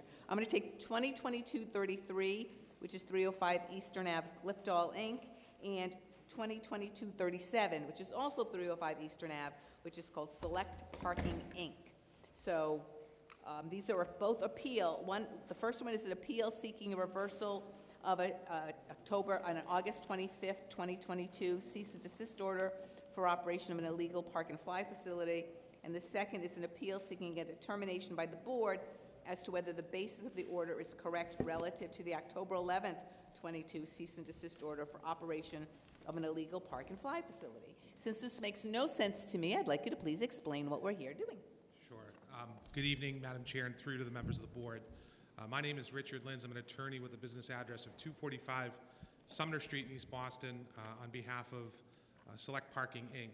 I'm also here as the authorized agent for Gliptel, Inc. with respect to the first appeal that is before the board. With respect to the first appeal filed by Gliptel, Inc., Madam Chair, I'm respectfully requesting that that appeal be withdrawn.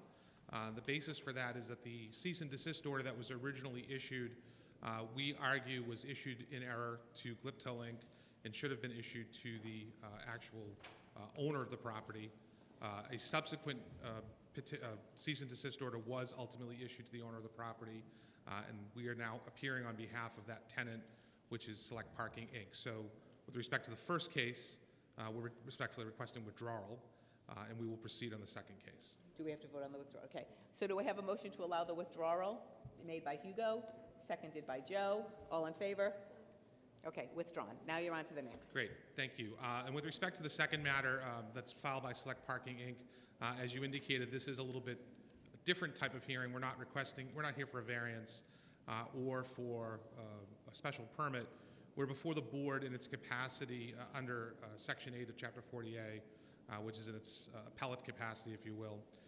As you know, the board has broad powers, including the ability to hear cases in which there's a disagreement with a building inspector's decision.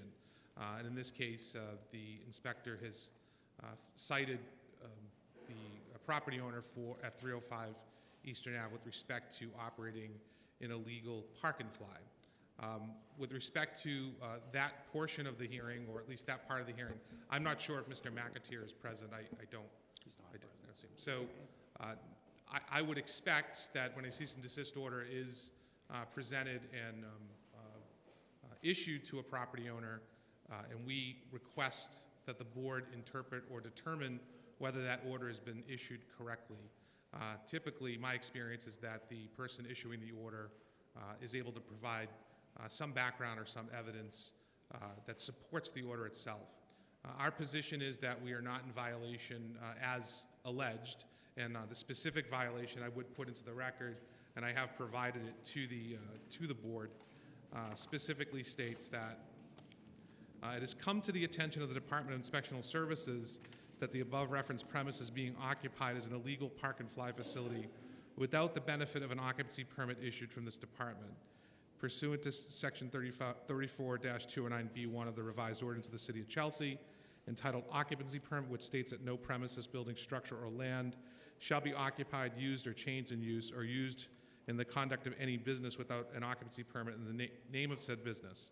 You are hereby ordered to cease and desist this illegal occupancy forthwith. Failure to comply with this lawful order result in daily fines and court action by this department to ensure compliance.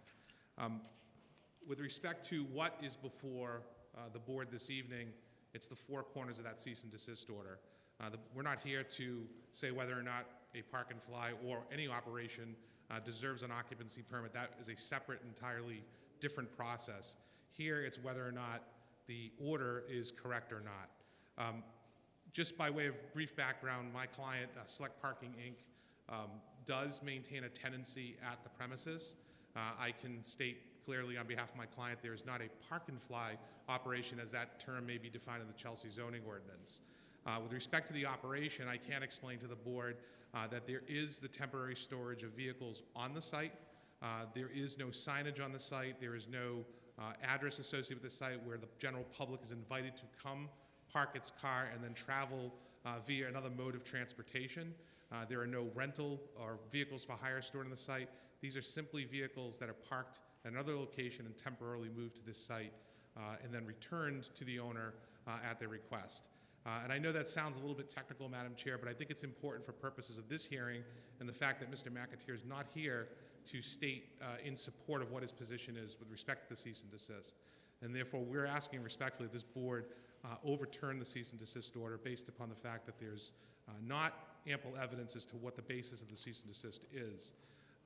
In the alternative, if the board is to determine that the order is correct and that the cease and desist should be upheld, we're respectfully requesting that we have ample time to file for the appropriate permit for that. And the reason why we've not filed for that permit at this time, for purposes of whatever use that may be determined, is it is unclear as to what that type of use is. We don't believe it falls under the definition of a park and fly. If anything, it falls under the definition of a parking lot and not necessarily the specific definition that the City of Chelsea uses for park and fly. So with that said, again, if the board is inclined to determine that the cease and desist was correct, we would ask for a reasonable period of time to file for the appropriate permit and perhaps appear before this board or the planning board with respect to any approval that's necessary. If we're not successful in doing that, perhaps by a reasonable date, we will agree, and we'll agree on the record, that the operations, whatever they may be ultimately determined to be, will cease, and we will vacate the premises and dispense with any need for any further cease and desist or any court action by the City of Chelsea. Happy to answer any questions, Madam Chair. John, clarify, I'm not quite, so what is the authorized use of this area? This is a port district, so it has a number of different uses. But I mean this particular site. It's port-related uses. So just, I mean, so, but I mean, have we approved has this company received permits or whatever for this site? For Or the approval, use, for the parking use, no. May I ask the question? Yeah. Just again, you're arguing that it's not a park and fly, so I'm just trying to determine what type of use it is. So you are, the owner is, or the tenant is parking vehicles there from somewhere else. So the vehicles that are parked there are not parked by the owners of those vehicles. It's parked by employees of the company Select Parking, Inc. So there is some parking going on there, not by the tenants or the owner of the property. It's done by a different business, Select Parking, Inc. That is correct. And where is Select Parking, Inc. located? The corporate address is in Winthrop, Massachusetts. Winthrop. So these vehicles are being brought in from Winthrop, and are they there for any specific level, specific term, any length of term? There's varying terms. And what is Select Parking, Inc.'s business in Winthrop? So they are in the business of operating private parking. So I guess my question is then, why do they have to be brought from Winthrop to Chelsea? It's not necessarily brought from Winthrop. There's other places beyond Winthrop that they actually operate their business. So they're from other locations, whether it's Boston or Revere or other areas. But so Select Parking, Inc. is obviously running some long-term parking operation in those other communities where they need this extra space in order to store them. Otherwise, it's not something like someone comes in and parks at their business for the day and they get moved over to Chelsea. There is some sort of long-term parking elsewhere, and these vehicles are being stored here. Is that correct? Yeah, that's correct. Okay.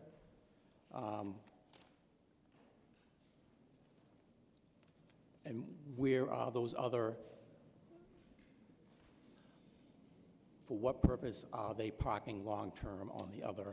For various reasons. It could be for going into Boston. It could be for going into the surrounding area. It could be for travel. So it's not a park and fly, but it's a park and move. I'm sorry, Madam Chair. I mean, it's definitely, it might not be a park and somebody's flying, but it's parking because somebody's going to use it. The people, it's being parked there for the use of other people. Right. Or, I mean, a park and fly seems to me somebody's parking their car there and they're going and they're getting on a plane, so they're leaving their cars there. But these people are, right? I don't disagree. I said I don't disagree with Okay, that. so, but they're parking their cars there for what? For various reasons, including travel. So they're just, they could be flying, or they could just be, okay, so, all right. Yep, Joe? Is there a situation where like over in Charlestown there, the ships come in with the cars from the foreign countries and just put the cars there? That's one question. And then the other, is it just simply dealer cars that are being stored there?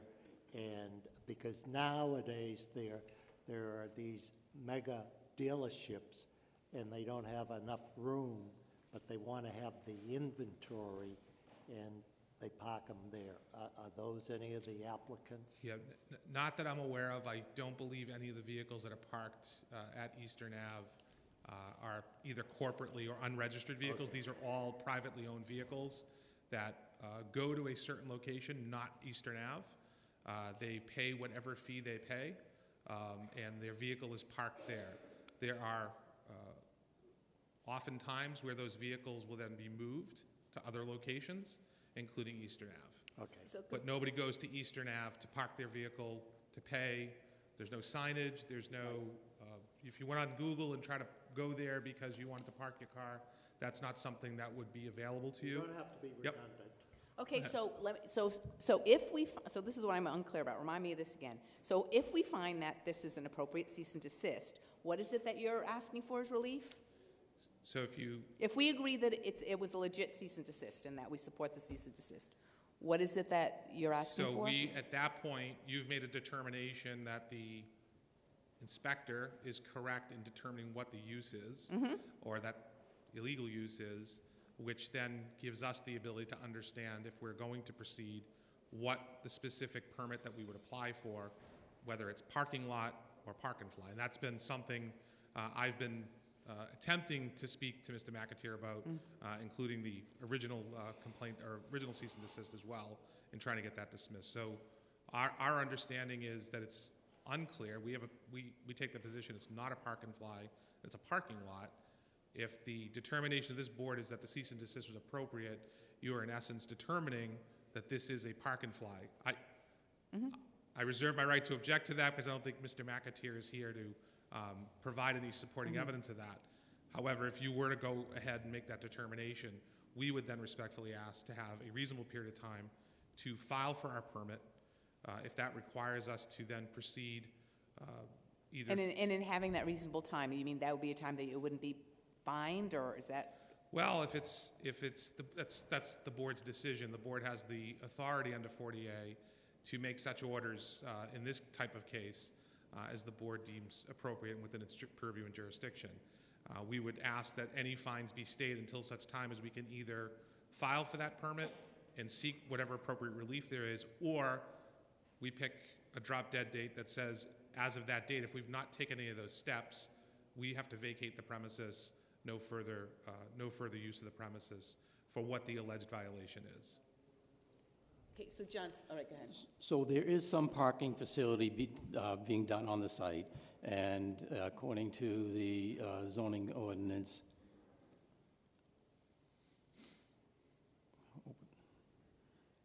parking, whether it be sorry, I can't get rid of it. Whether it be a park and fly or a parking facility, a special permit is still required, and no special permit has been issued for that site, for this correct. use. However, but if I may, through the chair, we were not cited for parking lot, we were cited for park and fly. Understood. So we're within the four corners of the cease and desist, Mr. DePriest. We're not debating whether or not it is or it isn't something else. Well, if you, but let's not get too nitpicky, because in fact, I'm guessing somebody who has a car there is probably flown somewhere. Well, okay, so that we can maybe Madam argue. Chair, with all due respect, but that would have to be demonstrated by Mr. McAteer in issuing that order. No, and I agree. However, we are appealing, the question that's before the board is whether the cease and desist was correct.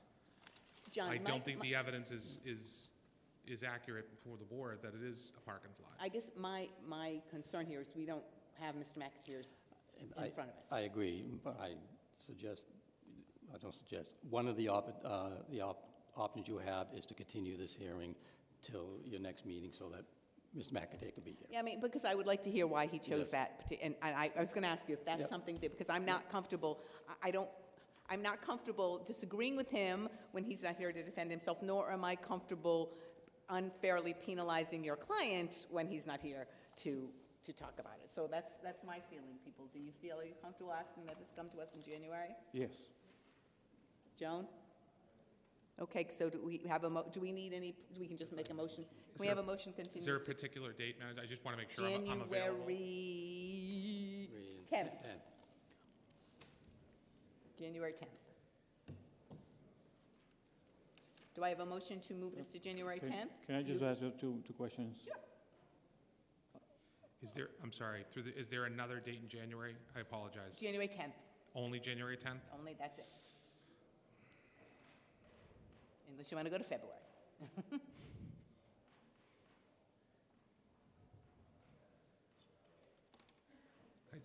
I just canceled another vacation, and I apologize. I knew this was going to happen. I just canceled another vacation. I am away January 10th. Is there another one in January that you have, or there is not? Is it possible to take this up in February? Yeah, it's fine. Up to you. Yeah, I'm okay with taking February. All right, what's the date in February? I don't have it in front of me. What time? What date? 14th. Valentine's Day. It is, yeah, 14th. Valentine's Day. Oh, appropriate. Okay, so yeah, I'm February not busy 14th. that night. I'll let my wife know. Well, you're taking her on vacation, so that's okay. Okay, February 14th. Do I have a motion? I'm sorry, Hugo, you had a question? And how long the company's been there doing this type of work? I don't have the exact date that they may have been started. I know that they've been there for probably since the spring. I don't have the exact date. I apologize. Well, that's one of the things we'll have to know when I you will come make back sure I in have that February. answer at the next meeting. Okay. All right, I apologize. That's okay. And before we vote on, and in continuance to the February 3rd, are you? February 14th. February 14th, I'm sorry. Are you waiving any statutory restriction and time limits in order to do that?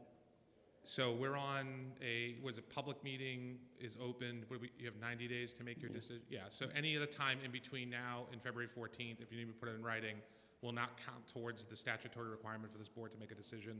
I'm happy to provide that to the board in Okay, writing. then that you could do that before. Yeah. So Hugo, you want to make a motion to extend it to the 14th of February? Yes, I'll make a motion. Second Joan, or second Arthur? All in favor? Aye. February 14th, have a great vacation. Thank you very much. Thank you. I hope it's someplace warm and fun.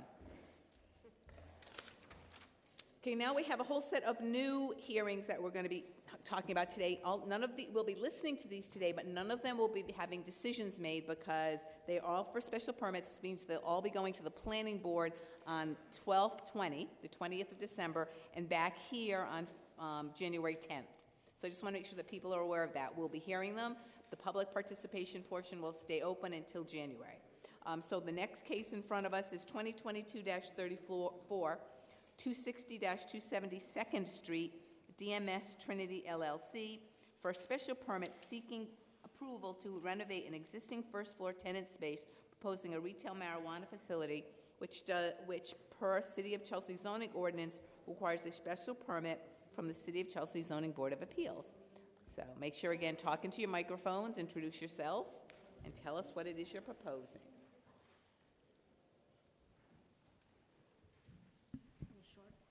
You can pick that right off. Yeah, it might if be it's easier for you to easier. pick it up. No, just No, like. no, just from the top there. It's probably There. easier. Good evening. My name is Sheila Grant from Gellerman and Cabral. I'm here, my office address is 92 High Street in Medford. I'm here tonight representing DMS Trinity in their request for a special permit to renovate existing first floor space and operate a retail marijuana facility at 260-270 2nd Street. The space is in an industrial zoning district which allows for retail marijuana facility. The building and lot comprise over 132,000 square feet. However, we will only be utilizing a space on the first floor consisting of approximately 35,000 square feet. We do currently have a lease with the owner in place. The premises also provides all requisite parking as shown in the plans with our filing. We are here before you on just the special permit as the location and build-out require no variances. We also have an HCA with the city, provisional license with the CCC, and my clients are here with a presentation for you to further demonstrate their vision and intentions. Hi, I'm Mary Susan Blout. This is Dennis Pignoni dos Santos, and Hello. he's my brother-in-law. We are business partners in this venture. We both live in Stoneham, Massachusetts. I don't know if you need addresses. We do. 38 Gould Street, Stoneham. 144 Marlborough Street, Stoneham. Okay, so do you want me to get right to this portion? Yeah, and Would if you that want, be- you can take the microphone and walk Oh. over if you want, depending on whatever Well, works for you. okay, then she just summarized a lot of the beginning part of the presentation, so in the interest of time, I'll move right Okay. to the building plans, which you all have as hard copies, I believe. Yep, go right ahead. Am I correct that you have them already? Okay, great. So I'm not sure if you want to just page through. You tell me if you want me to pay. You can slowly page through. I know it might be an easier thing to look at it on a hard copy, but then after these, we have interior renderings, which you did not have earlier. So those come further down and are of interest. And we do have the architect and the building owner here, if at some point at the end you'd like to have any conversation. I'm sorry. How far down do you want me to go? I'm sorry? How far down do you want me to scroll? Keep paging. Yeah, I think, John, the renderings were in the PowerPoint presentation that I sent to you. Oh, yeah, I'm working off the PowerPoint. Yeah, so that was just the plans. Okay, so you could scroll down probably midway through the slides.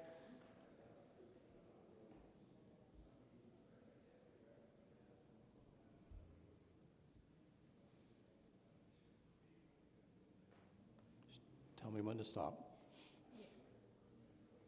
You'll see the Okay, but I slides. mean, I think you're talking about general, Do you want me to yeah, I mean, read we it? want you Okay. to, yeah, we don't know anything about this facility. so- Okay, great. Well, he had queued up the picture, so I just thought you wanted me to get right to that. Okay. So I'll do the company overview. Yeah, sorry about that. Company overview, which should be, I believe, slide 3. Yeah. DMS Trinity principals bring experiences for both private companies and nonprofit organizations. We live in the Metro Boston area. We're self-employed or employed by both small businesses and larger companies. We have backgrounds in retail, social media, management, sales, state and federal compliance, and real estate development. In addition, we are working with the following consultants. We continue to build positive relationships with local community residents, leaders, and stakeholders. The next slide is our Supplier Diversity Office certification. We have been certified by the state as a minority business, gay and women-owned. There's some information about myself, what I've done in my local community, my professional background, and then the following slide is the same information pertaining to Dennis. He did come here from Brazil in 2008 and became a U.S. citizen March 2021. The following slide is about Jerry Gallo, who was our security professional. He is also here as well if you have any questions for him. And then the next slide is community impact. Our diverse management team will aid in connecting across a large range of different groups of people, including various protected classes. We aim to support and enter into the community of Chelsea as a positive, active member through providing a safe and secure cannabis retail facility, educating the residents of Chelsea about use of cannabis and its related products, supporting addiction programs, and creating educational curriculum for students of all ages. In addition, we will use Chelsea-based businesses to support the economy and prioritize residents of Chelsea when filling jobs, particularly those in protected classes. Next slide. Community employment. Our focus on diversity stems from our ownership team and will be shown in our employee diversity, reflecting a realistic cross-section of the Chelsea community, most especially those in protected classes. 60% of our employee base will be sought in Chelsea, and we intend to find these employees through local job fairs, leveraging our recently forged community partnership, working with city departments who can provide directives on local candidates. We will prioritize qualified residents who are from the following demographics: women, minorities, people with disabilities, veterans, people of all gender identities and sexual orientations. Community partnership. Should we obtain a final license from the Commission for Operation, receive all permits and licenses, and pursuant to our existing host community agreement with the city, we plan to work with the city to financially assist within the community as the city sees fit. In addition to the financial contributions, we aim to support the community through outreach and managerial assistance, conference and office space, mentors from DMS, staff and management, access to computer, Wi-Fi, printer, and other office materials in cooperation with the city. General operations. The facility will operate 9 a.m. to 9 p.m. or later as permitted by the City of Chelsea. 7 days a week? I'm sorry? 7 days a week? Correct. All employees will undergo extensive training prior to their start. Protective barriers will be installed at service and cashier locations to protect both employees and customers. Product will be supplied by local cultivators who are based on the North Shore and Central Massachusetts. I see on the side there, you say something that says exempt employees. What do you mean? Exempt employees. Yeah, what does that mean? That's right. No, I know, I see that.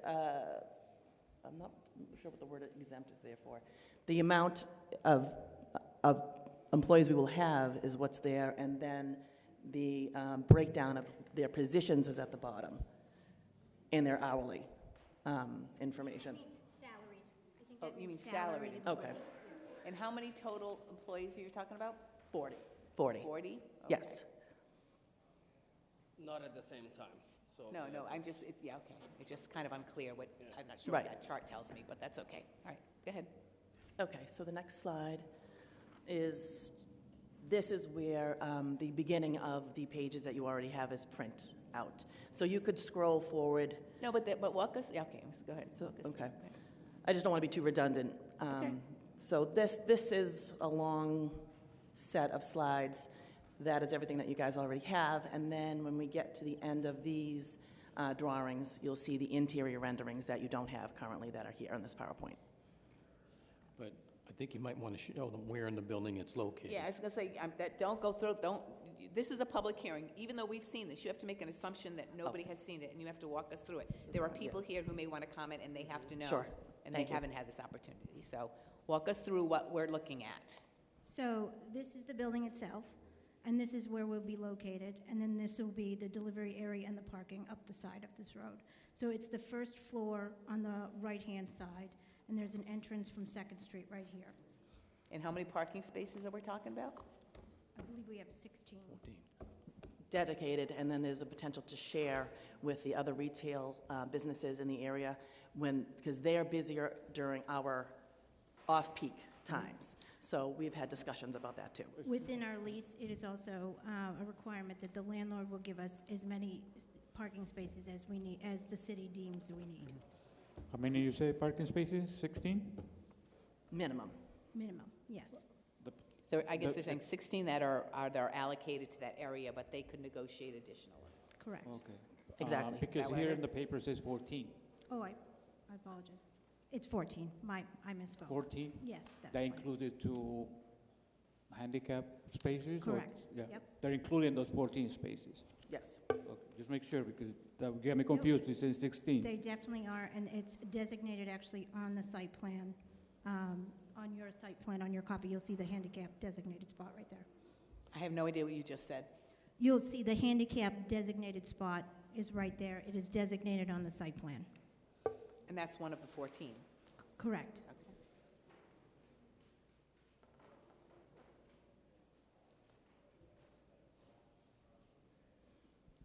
The all 14 will be along the side of the, on your right side? Sorry, say that again? The 14 spaces will be along the side. Along the side. And they're numbered. Are they going to be marked, or people will know where to park, or just someone can go in, park whatever, if they want to park on the back on the other side? How are they going to know they're going to park, they have to park on those 14 spaces? There'll be signs. There'll be There'll be signage, Yeah. so it's clear. Okay. And how large is the space? It looks like such a tiny spot part of that building. So what is Yep. this? This what space is, it's approximately, it's 3,400 and change square feet. Okay. And how much of that is back area versus front area? I mean, I assume that, Yeah, are you selling from this facility? Correct. So how will it, this is the breakup. Okay, great. This is what I'm looking at. Great. Go ahead. You should describe that for the board. Yep, there, this is an interior floor plan. I'm going to actually have our consultant come up and describe the interior build-out. Hi. Give us your name and address, please, through the microphone. My name's Charles Crevo from the Maggiore Companies, and our office is at 13 Wheeling Avenue in Woburn. Okay, could you just walk us through what this looks like?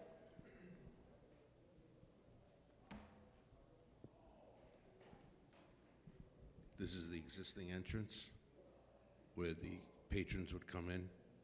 There's a main area right here where they would get brought into this security area and then would be led into the showroom, the retail space. I'm sorry, I'm just increasing it so you can read it better. Thank you, yeah. Okay, so the area to the right is the public space. Correct. Okay. And then this is the back of the house, conference room, bathrooms, break room, and an office. These are common stairs for the second floor for the other tenants in the building. Over here on the right, this is the lockup area where the van would pull in with product. Dedicated set of stairs, dedicated entrance door for the receiving area, which which would bring in the product. And this is the vault over here. And this is where the cashiers are. Cashier counter, patrons would purchase, and then they would leave. So this is the door for the public, and this is the security door for bringing in the product.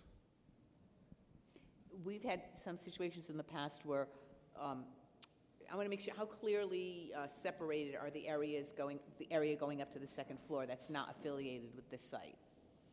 Are they separated clearly so that it wouldn't possibly, somebody couldn't go in that door and end up in your door? Yes, because this door is only accessible by somebody that has, I believe they have a key fob that, for a tenant to go upstairs. So Oh, okay, so they can't get in, okay, so Correct, they can't. right. All right. And this entrance, the main entrance is from the parking lot or from the street? Both. Both. So somebody could park here, walk along here to the ramp, walk up here, same as the existing business that's there right now. They could get dropped off, walk up the stairs. They could park over here, walk along, come up. Where is Second Street on this picture? Right- Right there, okay. right here. All right, yep. Okay, next one. That's about it. Next one.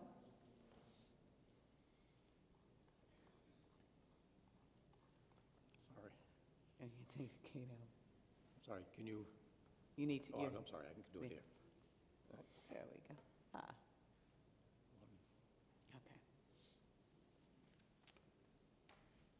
Okay. So this is the elevation where the lockup area is. Can you just go up like just a couple? You're not taking the second floor, though. You're just the first floor, correct? That's correct. It's a Yeah. two-story building. Okay, all right. So this is the existing elevation. This is Second Street this way, okay? And this is the proposed elevation, so what we're proposing to do is to remove that window and create a new door with a new set of stairs dedicated to the delivery area for that. Right, that's not for public. That's not for the That's public. correct. This is locked up with that chain link fence that you saw in the previous slide.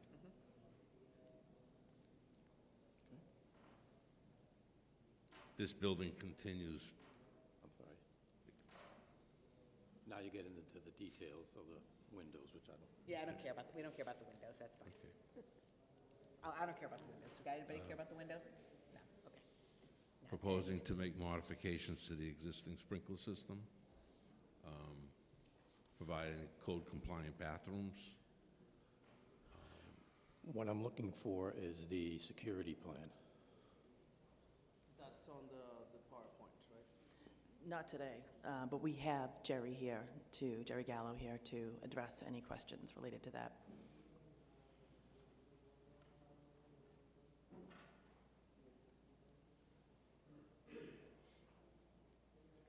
Are you saying there's no security plan here?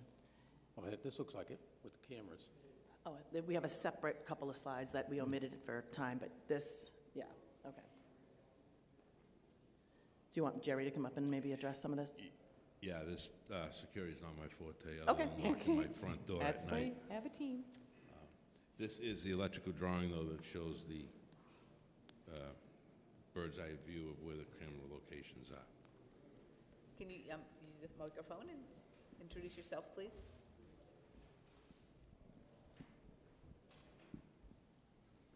Yes, my name is Jerry Gallo. I live in Peabody, Mass. Okay, can you tell us about the security plan?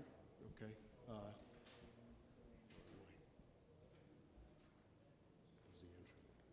What's your indoor security, what's your outdoor security? People enter through the front door. They will come into a vestibule. They will be vet by the security person.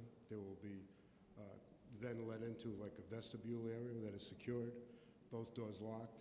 We will be using a computer system where they'll enter their identification card, which will verify that it is real, who they are, date of birth, vet them.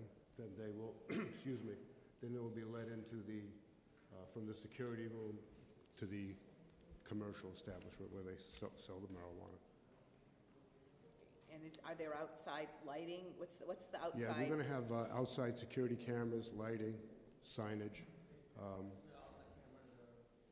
They're all marked here on this outlet and the outside. And 24/7 monitoring. We'll have signage that will be monitoring 24/7. We will have security monitors inside the building. They will be monitored.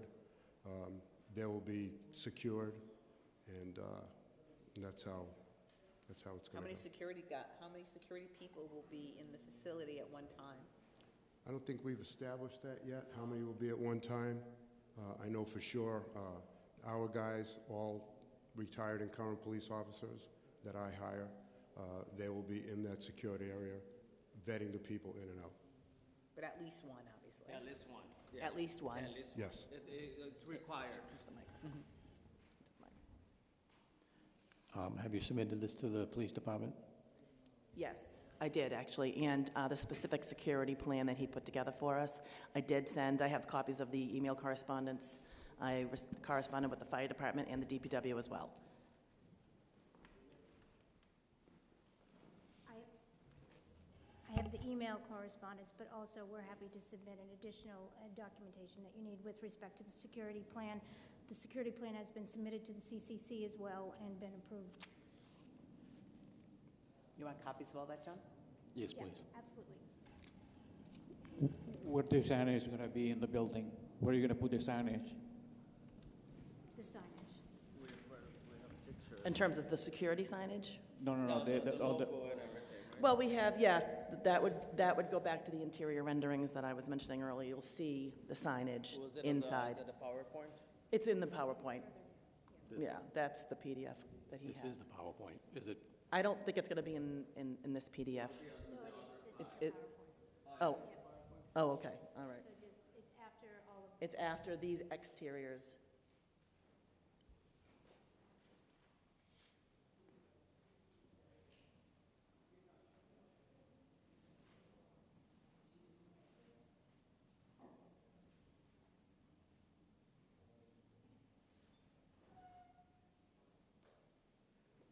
All right, yeah, that.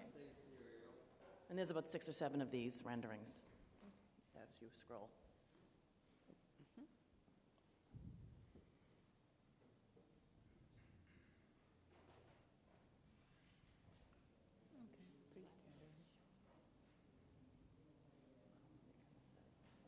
This is a recreational facility, not a medical facility. Correct, retail. That's the end of it. That's it. The picture of the outside of the building. Oh, that was in there. That's it. It doesn't go any further than this. This is the last slide. Okay. I didn't want to ask him to sit if you had any more questions for Jerry. No, okay. I'm sorry. Well, all right, do we have any questions for this group before we open it up to the public? John, do you have anything specific you want I'm raised? just pulling up my comments. Well, I just wanted to ask, if I could ask. Of course. Like, you said that this is a building that's rented to other tenants. What type of other tenants are in the building? Just out of curiosity, do you know? Is it like office space kind of thing, or Yep. is it also retail? Some of it's office space. It's mostly an industrial area. And is it all like is it fully occupied, the building, or? I believe so. I can ask the landlord, but Yeah. yes. I believe so, yes. Just curious. Yeah.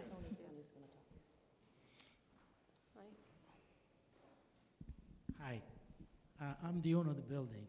The building is Well, full we occupied. still need your name. We need a name to go with that ownership. Anthony Casano, Okay. and we have the flower exchange in the building. He's got the whole first floor, and he's got some upstairs. It's all commercial, no residential. Okay, thank you. Thank you.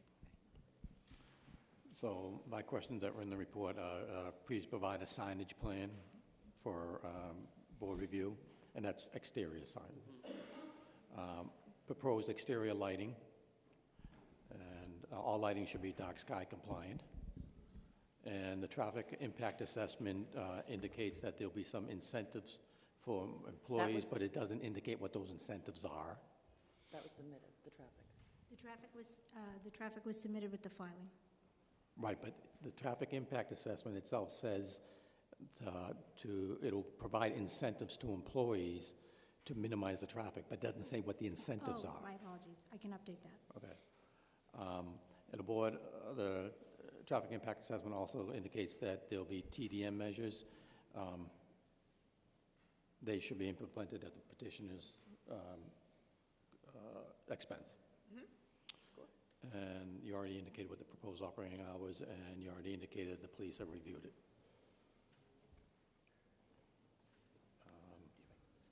The fire department requests master box, fire department connection, fire alarm panel, and Knox box located within 5 feet of the front entrance of the building.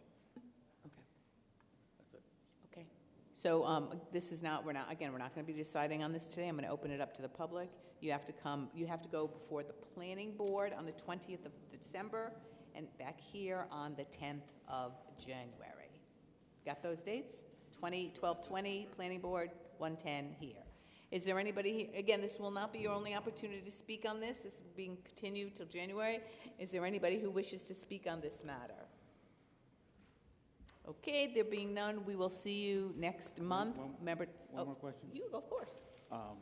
The trash, will be on him or as the owner of the building, or you guys have your own separate trash? No, we have our own separate trash. It's required And by where the that's gonna CCC. be, where gonna be? There's a designated area within, I believe it shows on the site plan.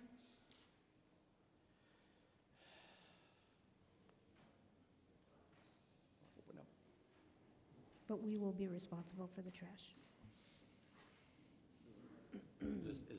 Is this the plan you He want? said he's not indicated us. I think he said it wasn't there. Not there?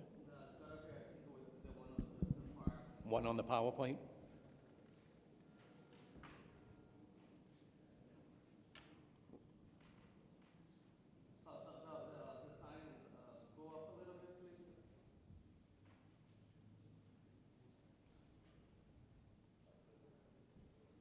No?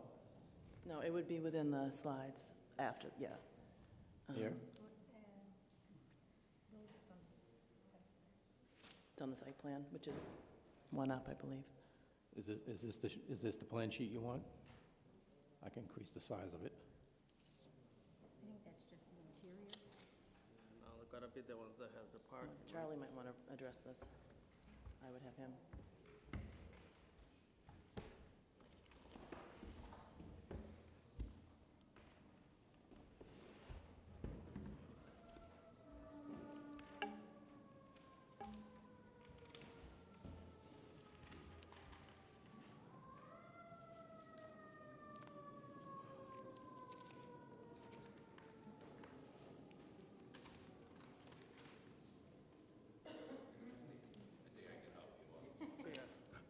Small 6-yard dumpster within the chain link lockup area would be dedicated to their use.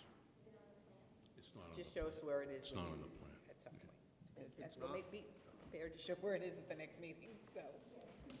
It was supposed to be on the plan.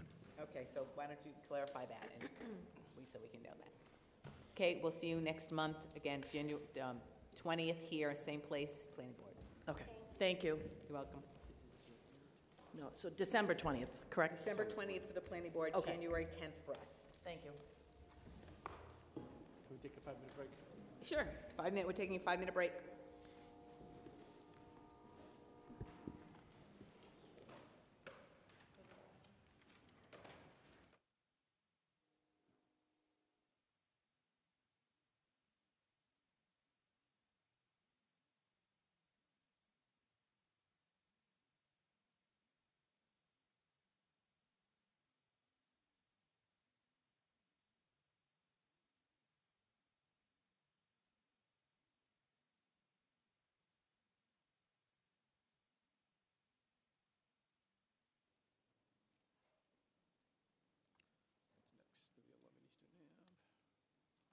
The next one, just so you know, the next one will be 2022-35, 311 Eastern Ave.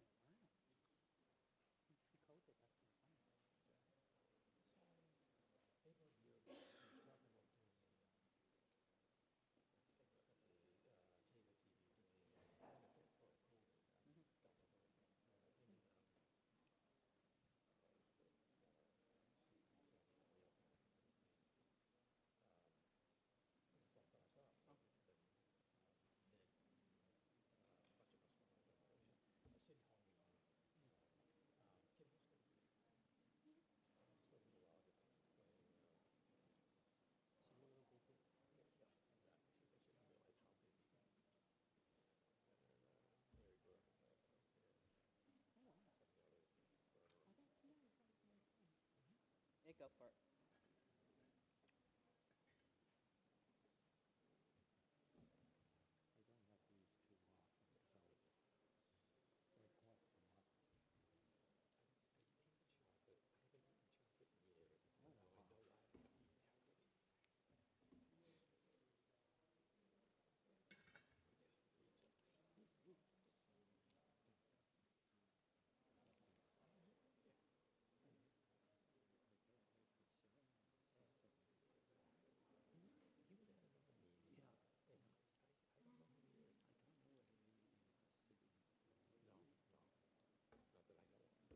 You ready, Art?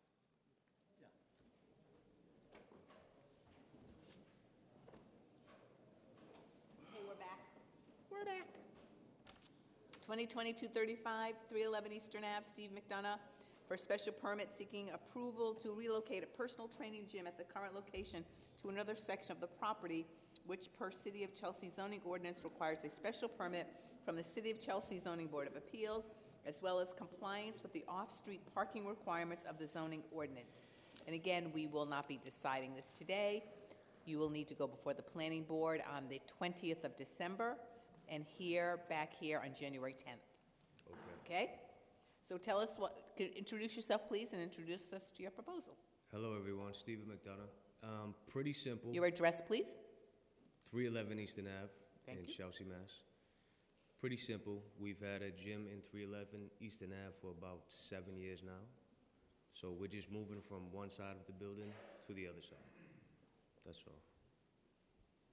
And are you changing size, or is it you making it bigger, or just? No, the people that were on the other side have left, so that space is just a better fit for us. So we just moved over. No construction, no other build-outs. Pretty simple. Nothing else has changed. Do you have parking now? Yeah, there's 3 parking lots on the building, and now that we moved to this side, there's actually a bigger private parking lot for us. It's actually better. How many, do they need parking spaces? What's the? No, they have sufficient They have amount of sufficient parking. parking, okay. So the empty part will, I'm sorry, the one part that you're using will be empty. The space that we're If in you is move to empty, the yeah. other one, will remain. It'll be a designated parking lot, yeah. So just for our clients.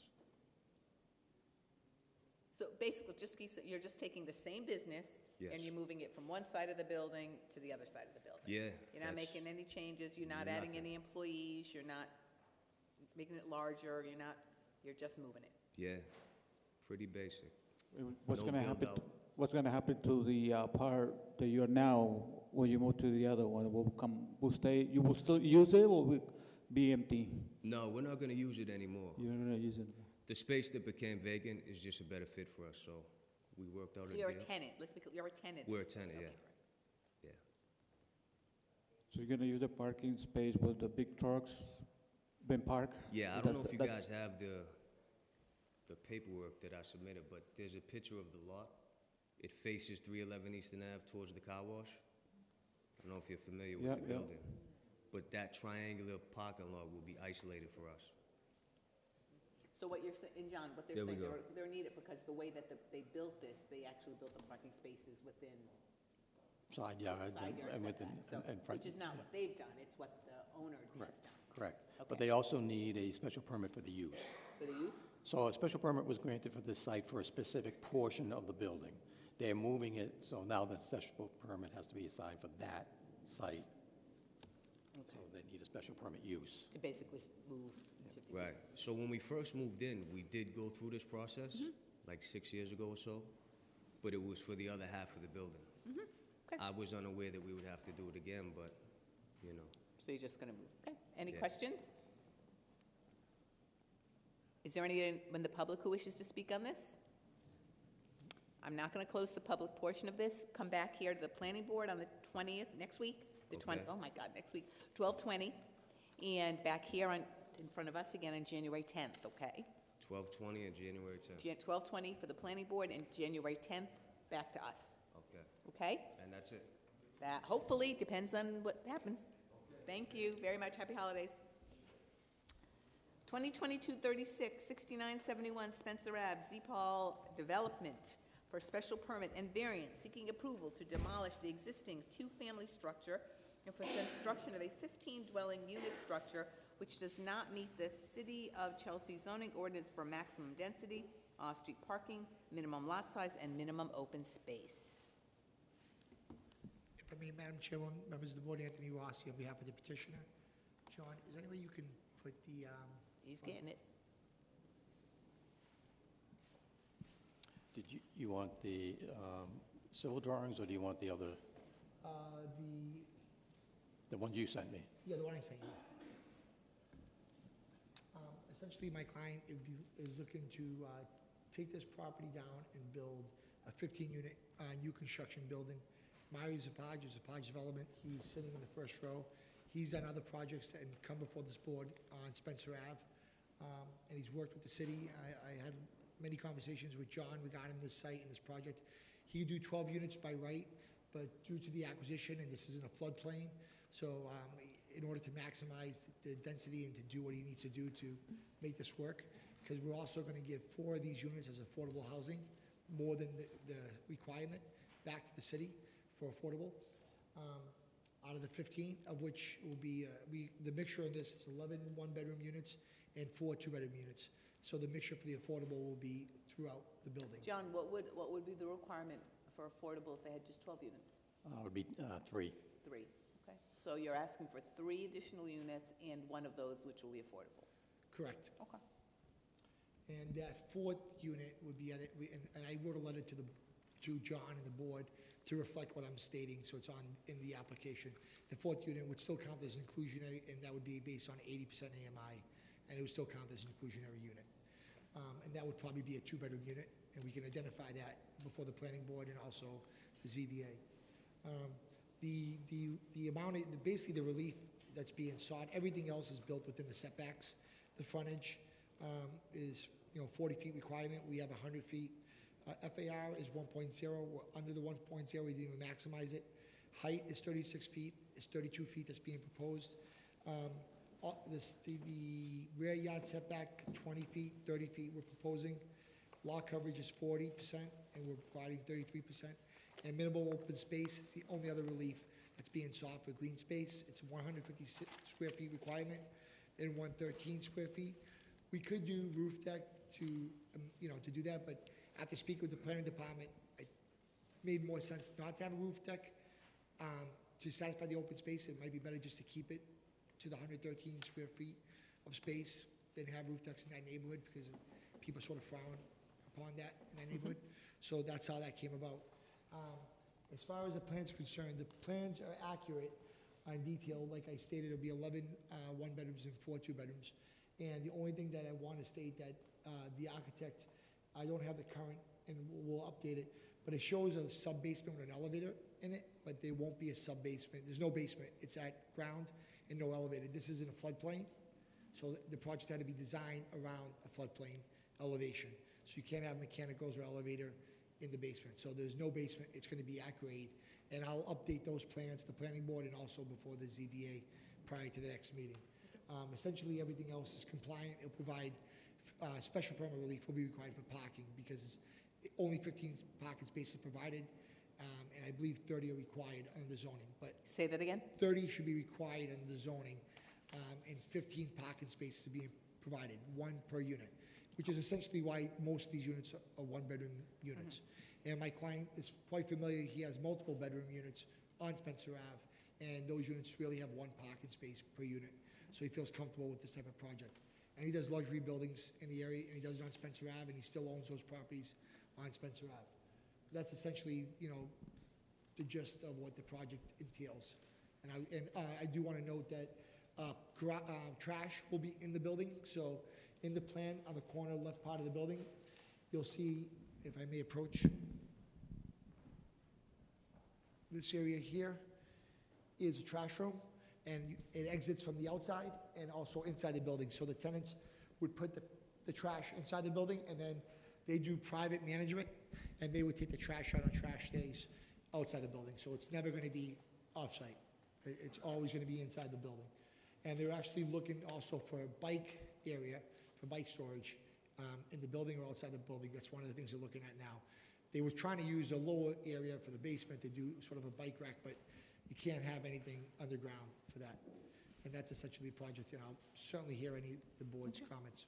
Questions at this point? John? What's the height of the building? The height of the building is 32 feet. 32 feet, okay. There's no landscaping plan, there's no indication of what the ground cover is. Okay,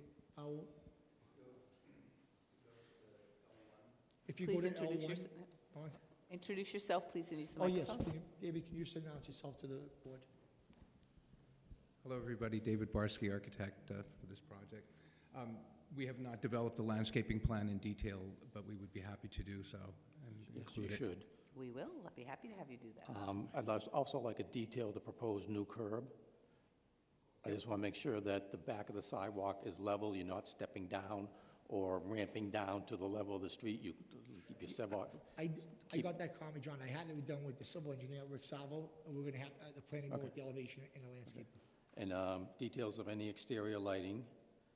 And then you indicated that it's in the floodplain, so you're going to need to do some stormwater management, not just for this, but also for the Conservation Commission.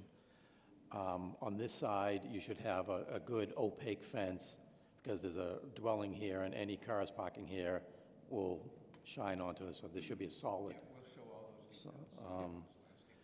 Street tree in the front is right in the proposed new driveway curb, so that's going to have to be replaced or moved at your expense.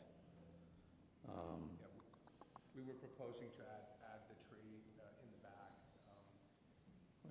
Well, it has to be on the city property, so we relocate that. That's fine. Okay. And then, because you're not meeting you're exceeding the density, you're not meeting the open space, you're going to need to do a payment to the Community Improvement Trust Fund.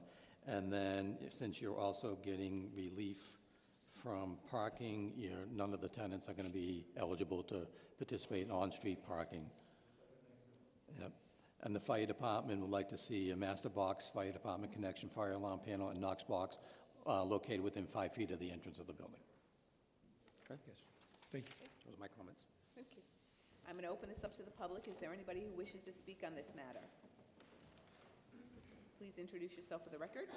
Hi, Denali Vidal, City Councilor at Large. I don't really have any huge reservations, except that I just want to highlight that we are a urban heat island, and that we are really in need of serious green space.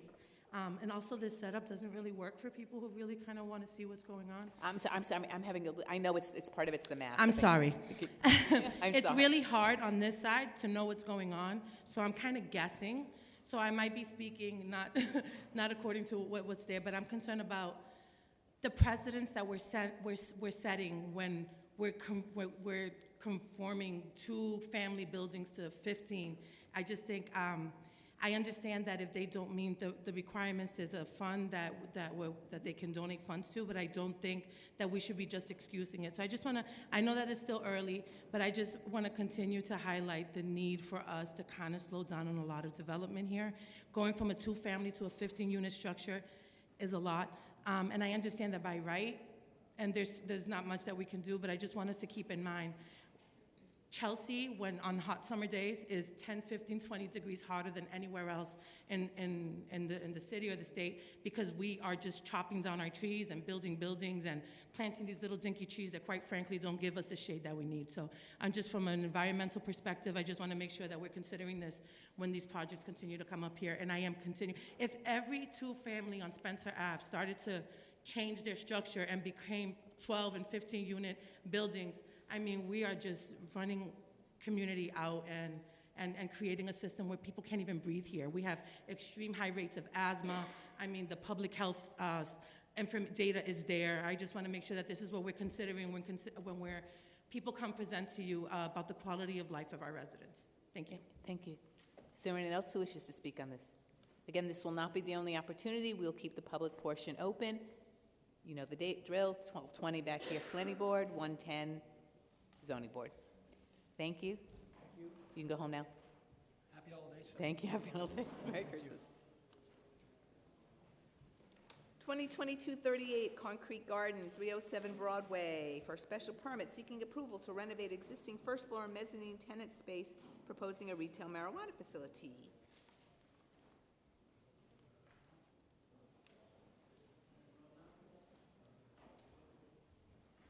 evening. Hello, please introduce yourself for the record. Vladimir Samuel, Concrete Garden, And your address? And 307 Broadway. Okay.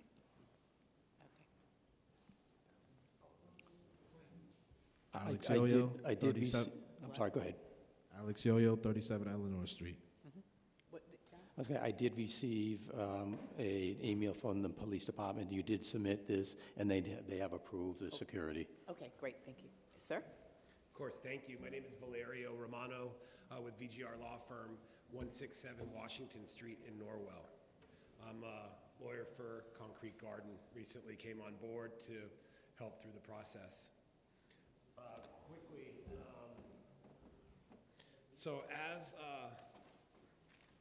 board is aware, we're applying for a retail marijuana facility license. We want to renovate the existing first floor, approximately 1,500 square feet, largely on the first floor with a small office space on the second floor. It's really the mezzanine at 307 Broadway. It's in the business retail district, which is allowed by special permit from this board. As I'm joined by the founders of Concrete Garden. We submitted a conforming use request by special permit for the proposed marijuana retailer use. I won't belabor it unless there's specific questions or if the board would like me to. As you may be aware, we were previously in front of the board on July 12th for the same use at the same location. We withdrew that request and refiled, and we're pleased to be here again.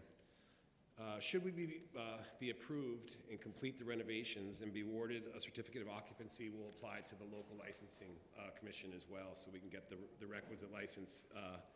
And then we'll go, obviously, through the Cannabis Control Commission as we have a host community agreement. Vladimir has a short PowerPoint that he'll run through, and then I'll just finish up with some other remarks, and we can talk about any issues that the board may have with our application. Sounds good.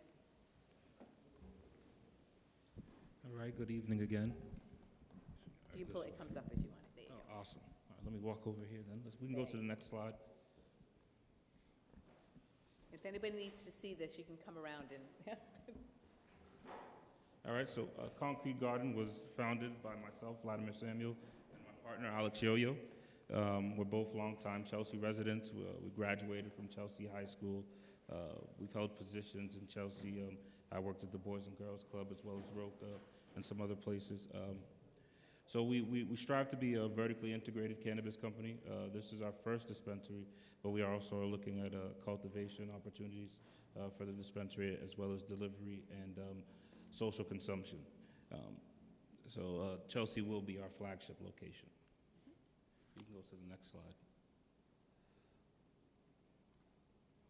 So our personnel is myself, Vladimir Samuel, Alex Yo-Yo, Elon Rodriguez. He couldn't be with us tonight, but we have Dan Carpenter, our head of human resources, and Muna Kangson, a board member who will handle communications and public relations. And yeah, that's for the personnel that we have here today. And we can go to the next slide. Can you bring the microphone closer? Oh, sorry, we can go to the next slide. Apologies. So this is the initial floor plan. This is Broadway. There will be an entrance here to Broadway. Our business entrance will be, there's a hallway leading to the business. There will be an entry where you will then be met by security. The security window will then check you in, and then they will allow you into the dispensary to shop. Then you will exit through a separate doorway. And we have our vault over here to the right. We plan on taking deliveries from Division Street. So there's a main entrance on Division Street where we will take the deliveries, and we will have a separate, there will be two back doors for us. So there will be this back door that you walk into, and then there will be a separate back door which we will create, which will then lead to the Concrete Garden. And then we will have deliveries come and be brought into the vault, checked in, and then left in the vault. And upstairs, we have the break room area, and there will be offices, as well as a mechanical room where all the security equipment will be housed. We can go to the next slide. So this is a 3D rendering of what the space will look like after construction. This is the hallway and the entrance with the security vestibule, and then we have the cash wrap, the point of sales, where we will take the transactions. We have shelving in the back. We have our vault here. This is restrooms in the back area. And this is the upstairs, which will have the break room, the mechanical room, and the office. We can go to the next slide. So we're going to be an adult use dispensing with no on-site consumption. Our proposed hours will be Monday through Saturday, 10 a.m. to 9 p.m., and Sunday, 11 a.m. to 7 p.m. We will be receiving deliveries between 9 a.m. and 1 p.m. as to not get with the before school and after school traffic, as to not add to that. There will be signage in the front as well as ample lighting in the front of the building. And any expired or returned cannabis products will be sent back to the wholesale partner or shredded and rendered unusable before being thrown away. And we will house our garbage will be held in a secured area in the back hallway, which is only accessible by the employees. We can go to the next slide. There will be 2 security guards on site. Customers will need to be buzzed into the store. Cannabis-related deliveries will be taken on Division Street between 8 a.m. and 2 p.m., well, 9 a.m. and 1 p.m. to not add to the traffic before and after school. FedEx and UPS will be taken in the front entrance and signed by for security. There will be a plethora of cameras and other security and surveillance mechanisms, cameras, panic buttons, things of that nature, placed around the store. We can go to the next slide. So this is the timeline for opening. We secured the retail location in September 2021. We signed our host community agreement December 2021. We put our first zoning board application in February 2022. We now are back again for the zoning board meeting here in December. We believe we'll be able to commence our build out in January, and our provisional license will be granted by the Cannabis Control Commission by March, and a final license and inspection will happen in May, and we'll be able to commence operations in June. Your schedule's a little off. If you're coming to the board for the first time this month, the earliest you'd get your permit would be January, then I have to write up a decision, and then there's a 20-day appeal period. The earliest you're going to be able to start build out is sometime in February, maybe March. Okay. And so we go to the next. So this is a construction timeline for, so the reason we withdrew was because there were some violations in the building with the city. We received a list of violations on September 9th. We have put in permits for building. We've put applications for building permits, electrical permits, and plumbing permits. So we're just waiting for them to get back to us, and we're planning to start that work in January, and we believe we'll have all the violations remedied and the building up to code by March of 2023. John, last time this was in front of us, that was the concern. The owner had failed to comply with doing what needed to be done, and we basically let this be withdrawn to see if the applicant could work with the owner to figure out who was going to fix these things to make it compliant, correct? I mean, Correct, that's correct. Am I remembering that correctly? Okay. Correct. But it wasn't just code violations, there were use violations as well. Yes. I don't know if they're being addressed or not. They are being addressed. They were all in the list of violations, and we're addressing everything in that list. So clearly, that's something that's important to us, because Yes. we recognized that that wasn't your fault before, but it was going to be your responsibility, so. Yes. Okay. So we can go to the next slide. Oh, yes, so that is the presentation. Thank you very much. Thank you. That's fine. So that is the violation list itself from the city, and this is everything that we are working on. So we'll, obviously, at some point, and maybe at the next meeting, or John, we'll make it a condition of whatever, if this gets agreed to, as to make sure that, to ticked off, that each of these violations have been addressed. Yes.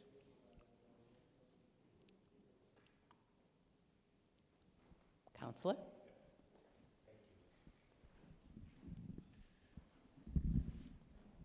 Thank you. Through the chair, Concrete Garden is just taking over a discrete portion of a multi-tenant building with other retail uses in the building. Just where we described the floor plan and walking through the hallway and whatnot. So what's interesting about Concrete Garden, they seem to be really an ideal applicant for Chelsea. I mean, they're obviously hyper-local people. They also are certified economic empowerment and social equity with the Cannabis Control Commission. So according to the Chelsea ordinance, some of the local licenses are reserved for Vladimir and his group. So we're excited to be here. I mean, this is the only place they would go to start because they're from here, but also they are an appropriate applicant essentially under your ordinance. So we talked about the concerns with the building. We're working on curing the issues, given the fact that we are just locating in a discrete retail portion of the building. We've been pulling the permits. We're eager to get to work should the special permit be awarded. It sounds like it's going to be another month or so as we work through the process.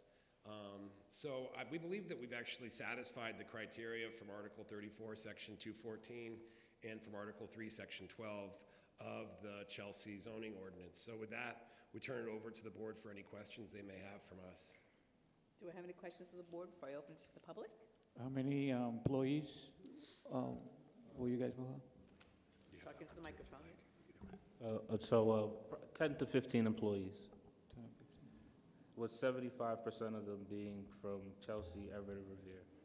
And last time you were in front of us, you were going to have this business on the upper floor, or was same on the It's first? on the ground floor. It's still going on the ground floor. It's still on the ground floor? Yes. There's some associated office use on the second floor, but the business where the customers will come, it's all going to be on the ground floor.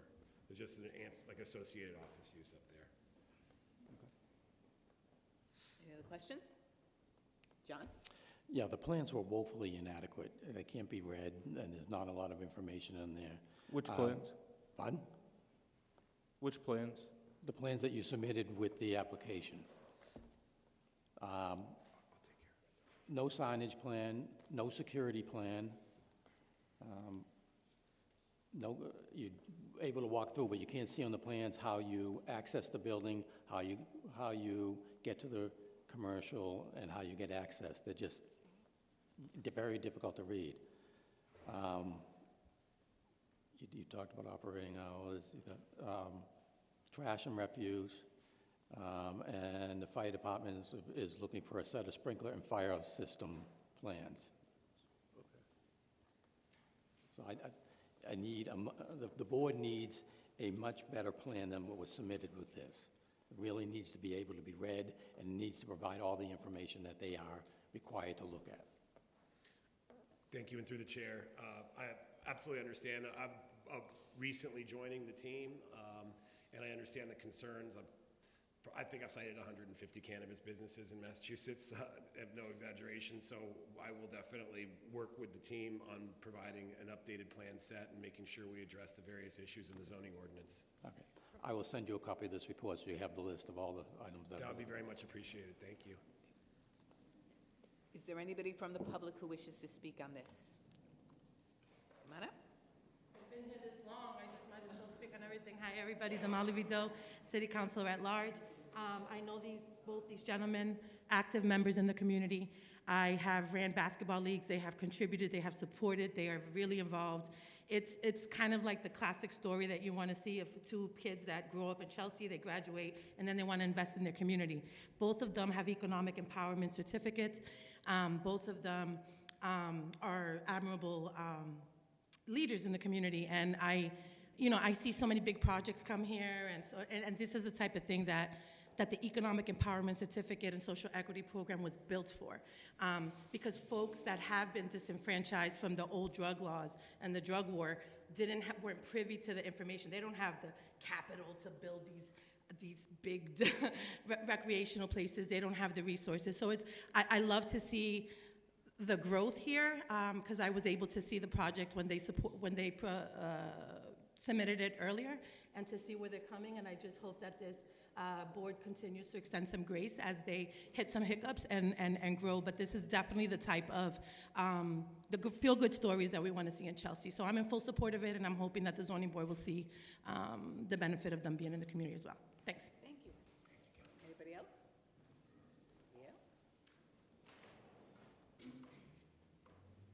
Yeah. Leo Robinson, City Councilor at Large. I'm here in support of these two gentlemen. They meet the criteria better than anybody who's been before this board. These young men grew up here in Chelsea, went to school in Chelsea, hung around with my daughter. They did very well in life. They have a great opportunity to open a business here in Chelsea. And that's why I'm here tonight, to support them and making this thing happen for them. Thank you. Again, this will not be the only opportunity one has to speak on this. You'll be back in front of us on January 10th. Gosh, and next week, 12/20? Oh, I'm sorry, Joan.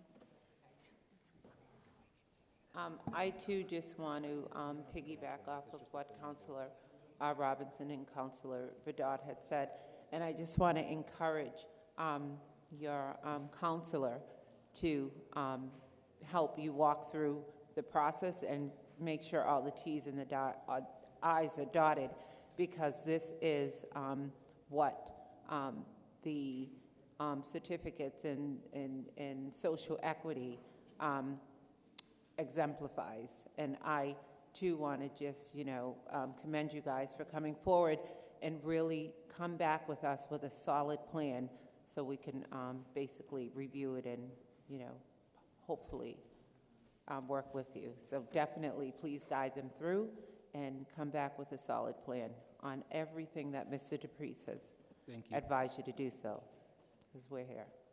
Thanks. Thank you. Through the chair, thank you very much. I will. We will see you in January 10th here on 12/20, Planning Board. Work on the plans, get them better. Yeah. Take the time you need, so we can see Yeah, some the good sooner you plans. submit the plan, the better, because the board has to do site plan review, so, the planning board. So, We'll start turning it around. I don't believe we have our next steps, yeah. Okay, thank you. And happy holidays, and take care. Is this yours?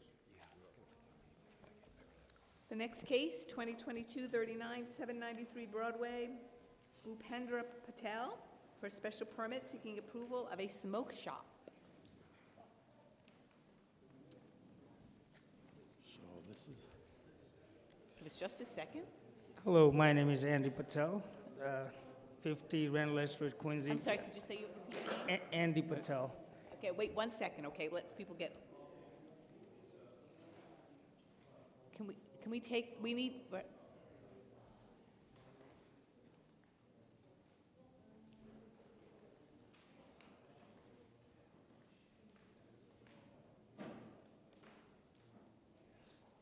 Okay, good. All right. I'm sorry. Go ahead, sir. My name is Andy Patel. I have Bhupendra Patel right here, and he just personally speaks English. That's why I'm here to talk on the mic for him. So all he's trying to do, do I have to say his address, or Yes, or please. he can say it for? He can say his name, address. yes. 311 Washington Avenue, Chelsea. Thank you. And all he's trying to do is open up a cigar shop with a smoke accessory store. It's only 225 square feet. He's trying to open a smoke shop with what? Cigar shop. Oh, cigar shack, I'm sorry. And so tell us, is this all we have, Jonathan? that's all.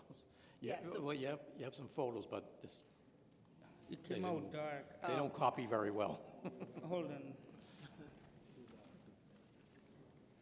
So what's there now? It's just empty space over right now. It's an empty space, and you want to turn it into a cigar shop. Will you just be selling cigars? Cigars and a small smoke accessory stuff. Smoke accessories. Like weight. And just a sale, or was there an area where you'd smoke them in there? Oh, no, just to sell to it. sell. No, they cannot smoke inside. But you're gonna sell this equipment that's been used to smoke, this, I don't know what they call it, the pipe, huh? Pipes and humidors and that kind of stuff? all of the Yeah, kind- it's gonna be very limited because it's only 225 square foot. I'm sorry, is it that again? It's gonna be very limited because it's only a small space. But we more focus on the cigars than And actual glass pipes or bongs. what hours are gonna be open? How late? What Your hours, yeah, What what hours? Almost like 8 to 10. 8 to 10, every day? Yeah. And how many employees? A couple. 2. 2? Including, are you planning to work there, or is it? Yeah, I work part-time too. Okay. So you and 2 others, or including, 2 including you? No, I'm and another guy too. So you have 3? The full-time, yeah. Okay, all right. What about signage? Do you guys have any plan for signage? What kind of signage you're gonna put outside? I put in there like a smoke and cigar shop. What kind of sign? Yeah. He hasn't decided, he don't know yet. So So, it was- so when we come next time, do we have to come up with a floor Well, we're plan? gonna want, they'll wanna know what, if you're gonna make any changes to the exterior, we wanna know what that looked like. We wanna know what your signage looks like. We wanna know what your lighting looks like. Oh, okay. So these are the kind of things, what are your proposed hours? Like a more detailed list of what you're going to sell, Okay. that kind of stuff, okay? Where's your trash going to go? Oh, okay. Okay, so I think those are the kinds of questions that we need more detail on. Oh, perfect. Next time I'll, And then John said, and then the fire department wants a fire alarm system. What else does Public Works want? Public Works wants, hasn't any comments yet, but, the fire alarm. So, these are the kind of things that you have to, if you want Right. to open the business, you want it. So we want to know what your outside's going to look like. okay. That kind of thing, okay? I'll prepare it next time. Do I have any other questions? So, is there anybody here who wishes to speak on this? There being none, so you have to come back here to the planning board on December 20th, which is next week. And then and you could come back to us on January 10th. So do as much as you can between now and then. If you have questions, talk to John. If you need more time, you let us know, and we'll extend the time that you need to meet if that's what's necessary. Okay. So, we want to give you the time you need to come up with, to give us the tools we need to make a decision. Okay? So December 20, December 20th is the planning board. That's back in this room, but from the planning board, and they have different questions. okay, And then back to us here in the zoning board on January 10th. okay, If you have any Perfect. questions, contact Hector or contact John. okay. Okay? Thank Okay. you. Thank you. Okay, last one, 2018-38, 1 Forbes Street, YIHE Forbes LLC, requesting approval for a 1-year extension of the lapse provision of the special permit for a planned development. John, we have a recommendation on this one we have a letter from the city manager that does not support this extension. Correct. So just so we know that. So tell us what it is you're looking for and why. Thank you. My name's Sean McCormick. My office is at 1 Boston Place in Boston, and I represent the special permit holder here. So just, I think most of everyone here was on the board when the special permit, no? So let me just, Some of us were. some of you were, all right. Yeah. I'm trying to piece it together from the letterhead. So this was an approval for this is about an 18-acre site. It was approved for 590 units, about 700,000 square feet, like 20,000 square feet of commercial office, restaurant. There was a proposed public open space and waterfront access. So significant project. It came before both the zoning board and the planning board in the pre-COVID days. We got planned development approval from zoning, site plan approval from planning. COVID hit. The brakes got put on the project. Because of the state statute, this is set out in the letter that we submitted, but the state statute basically automatically extended all permits that were active when COVID started.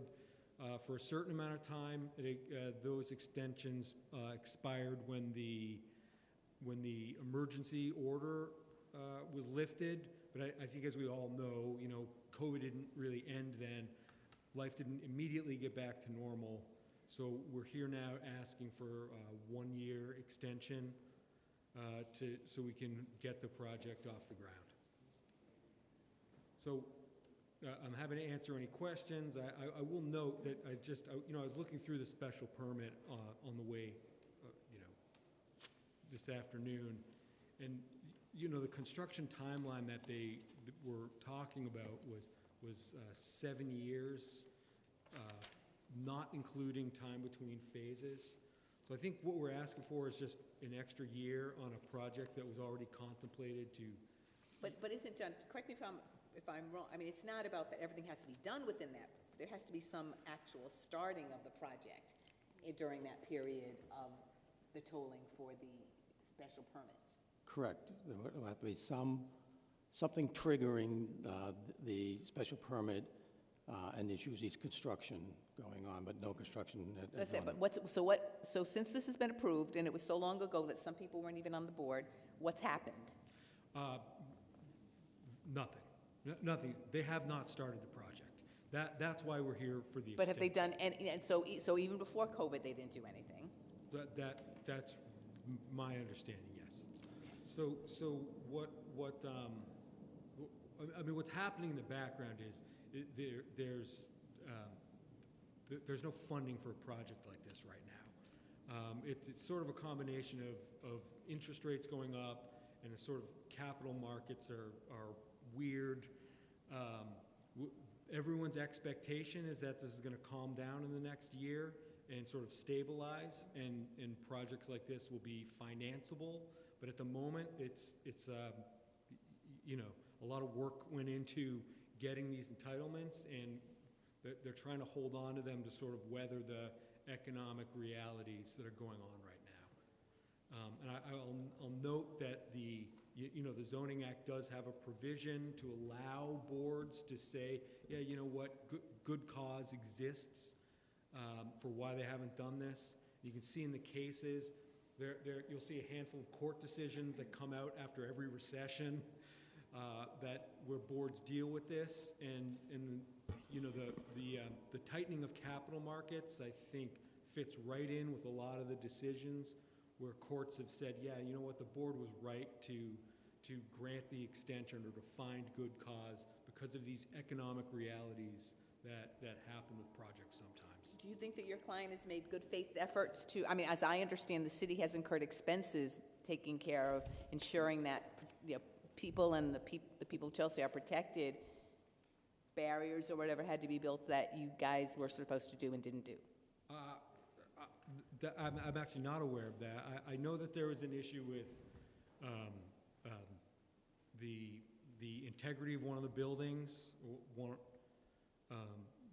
but I'm not aware of the barriers.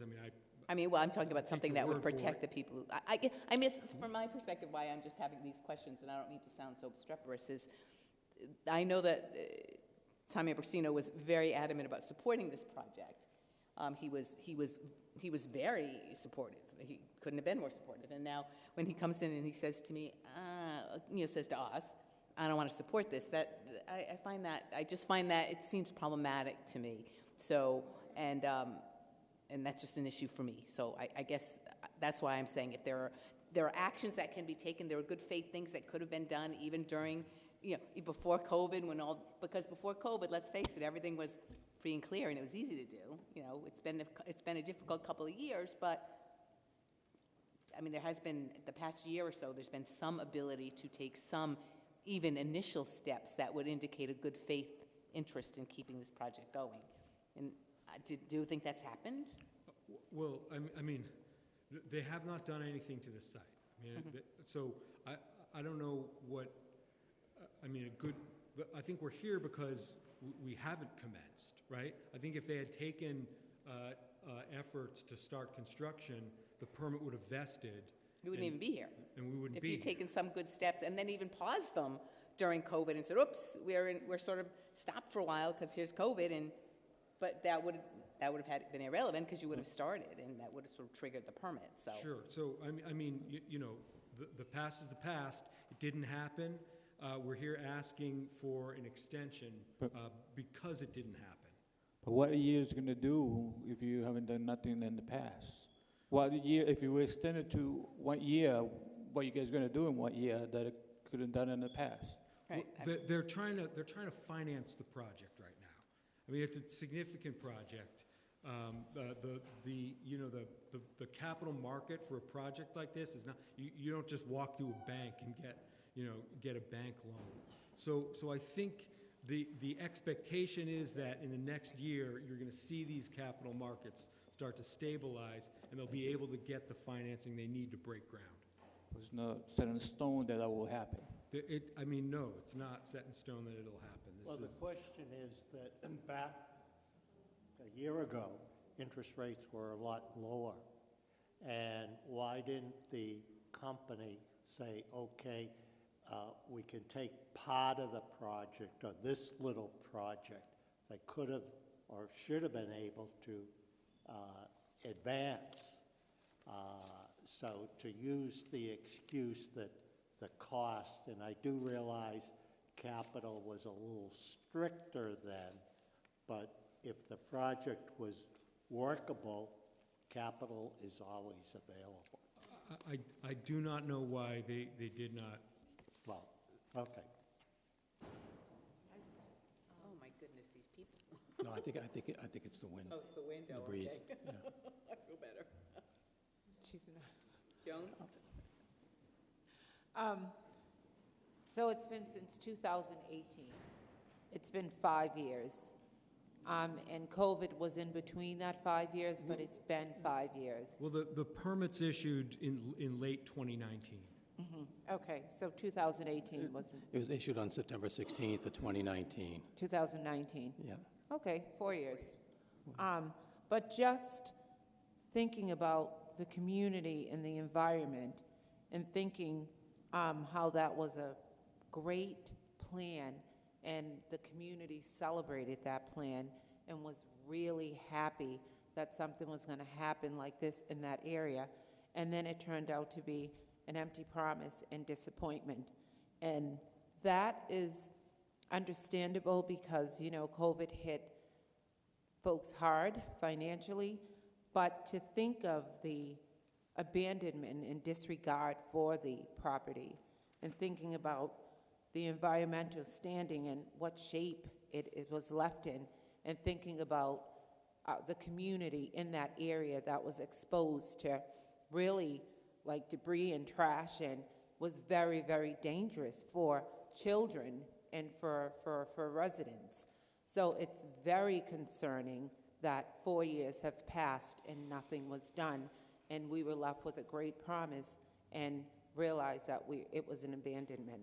Well, So, I mean, look, I think this is a great opportunity for you to see that it wasn't an empty promise. I mean, we're here asking for an extension. We're asking for a shot to get this done. So I think, the ball is in your court on that one. If you want to see the project go forward, this is the chance, right? This is the opportunity. That's what we're asking for. Yeah, the good faith agreement there is, questionable. So that's what I wanted to add. Hard to say that, I just never, okay. Yeah, I think it's questionable. Wanting to request another year, nothing's been done in the last 3 years. There's been no commitment to the property. Nothing's been done to attend the property. The owner's not here. Is it the same owner? Yes. Okay. He's not here to speak on behalf of the proposal. He was there before when we met the last time when he wanted this permit to be issued. He was all gung-ho for this project. Everybody came out to speak on it, and nothing's been done, and it's a letdown. It's a letdown to the city, and I don't really feel confident that the owner's going to do anything moving forward if we give this extension. I don't feel confident as a board member to vote yes and see nothing happen, and perhaps maybe have him sell the property to somebody else. And to take away in. I mean, I'll tell you that a sale of the property to someone else would be possible. It would be possible with these entitlements in place, and you you would see another chance at the development. I think if there's no extension and these permits lapse at the end of the month, then I don't, I don't think you're gonna get much traction on a project here. I mean, it sounds like everyone's memory of this was that it was a positive project and well received. Without the extension, the project dies. Well, I feel like the owner has had 3 years to do something about that project, and he hasn't done anything. Look, I agree. I mean, And giving a year, I mean, you're saying, okay, well, there's an opportunity to like begin the project, but you're not really giving a commitment to that either. You're not saying, yeah, we're ready to go, we're gonna, open, the ground or whatever, we're gonna start. I'm saying- There's no type Just of make commitment sure that to building that. doesn't fall down. So, I want to be totally clear. I'm saying the opposite of that. I'm saying we are not ready to go, which is why we need an extension. So I do want to be clear what I'm asking here. We're not ready to go. We need another year. It's not something that we could just say, all right, look, we've got until December 22nd on the permit.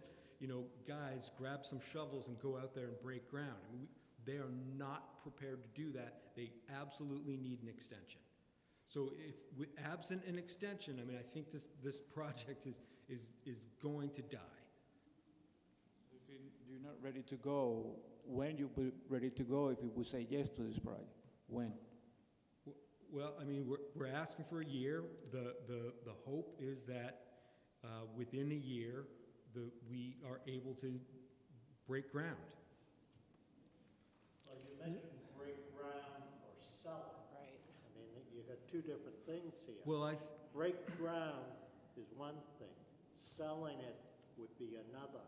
And if you do that, then you just go away and then we're back with the same thing. Well, I mean, look, I don't know, I can't predict what would happen if another developer comes in, but the permit the permit still has a timeline on it, right? So I imagine that if somebody wants to come in and act on this permit, they're gonna have to do it within the extended time to do it. Or come in front of us. Or so that come we in front of- of us and ask for another permit at some other point. Yeah. Usually what happens after the board approves the permits and I write up the decision, and particularly these include a number of provisions that have to be undertaken prior to me signing off on a building permit. And usually developers will come in and start working on them. They're relatively minor. It's updating the plans, it's doing the design review, it's stuff like that. No effort was made on it in this time. In fact, no effort was even made to maintain the site. The security that was on there was taken away. The buildings have been dilapidated, and the city has had to pay to take care of the site. There were two items. The law says that you could grant it for good cause. The two items that were listed as good cause was the rising of interest rates. Well, that started in March of this year, and this was issued in 2019. So it was over almost 2 years in order to get the financing, but no effort, as far as we can tell, no effort was made. And then the other one was the inability to source materials from one vendor to another. Again, no preliminary work was done to even suggest that that was even started, and yet this board has approved other developments, relatively large ones, that have gone and have completed development within that time frame. So my thought is, this is up for sale, and in order to maintain the value, they're looking for a extension of the permit. I concur. This is not a public hearing, right? Do we open this to the It public? is not, but it's up to the board whether you want to open it to the public or not. Does anybody wish to speak on this in the audience? Okay, then sure, since we have people here who've sat here all through this, I'd give them the opportunity. Name and address for the record, please. Leo Robinson, City Council, 83 Warren Avenue. We seem to be in the fourth quarter with this guy and 2 minutes left in the game. And now we're here asking for an extension. The city has reached out to this company several times. I've walked the site with ISD. The city had to put up roughly, I think, about $300,000 to board up some of the buildings because we were concerned about the safety of the buildings. And yet, no response from the developer. And now he's here looking for something from us. And what he's looking for is a benefit for us to throw to him so that they can make a lot of money. He's had enough time to come to the city, and they came with a proposal. A lot of us were behind that proposal. And to me, his 2 minutes are running out. I'm against him getting an extension. Thank you. Next. We can't keep meeting like this. Damali Vidal, City Councilor at Large, 140 Highland Street in Chelsea. Seriously, you guys, good work today, because I'm exhausted. I don't know how you do it, so thank you for the work that you do. I'm absolutely against this, and though the permits were approved in 2019, I remember this Forbes conversation when it was like 40 stories high, before I was even in office, and I've been in office quite a long time. So this has been dragged on long enough. Really, you know, I often complain about people coming from outside of the city and kind of exploiting us or manipulating us, and I smell something funny here. I think that there is a request for an extension of a special permit to sell it, and I would, you know, the fact that the city is investing and that this is having an impact on us and that we have to actually go and take care of it because of their lack of responsibility, I think it's just irresponsible, quite frankly. And you know, I understand that COVID hit and whatnot, but there's so many other organizations that happen to build and develop. I mean, it's not, you know, the world went on. Unfortunately, we went on. And the fact that they haven't even done anything to show any interest in moving this forward, I think we absolutely should not extend that, and I thank you for your service. Thank you. Sir? Good evening, Carl Allen, City of Chelsea, Economic Development Planner, Department of Housing and Community Development. So a lot has changed in Chelsea, particularly around our waterfront over the past 3 to 4 years. We've gone through an extensive planning process. We've changed our zoning. What was allowed by right when this application was granted is no longer allowed by right. The density that you could put on this site is now much smaller. When it was originally permitted, we counted as land, submerged land that's underwater. Our zoning now reads so that it's only land above the highest high tide that actually gets counted when you're doing density calculations. What was a concession by the developer back then to provide continuous waterfront access is now required in order to get any permit. I would urge this committee to reject this and have a developer, it could be the same developer or a new one if a sale happens, to come back with a project that is more in scale with what the community said they desired during the harbor planning process, and that we start over. This was a concession. The current permits, it was always a bit more density than the Mill Hill neighborhood could actually support in terms of traffic. And I would hope that the next iteration scales it down to something that's more appropriate and provides more open space and resources for the residents of Chelsea who deserve access to their waterfront. Thanks. Thank you. No? The only other person here. Well, do we have the will of the board? Do we have the will of the board? What's the plan? What would the board like to do? Well, I'll make a recommendation that we do not extend the permit, the special Do I have a permit. second? You're making a motion.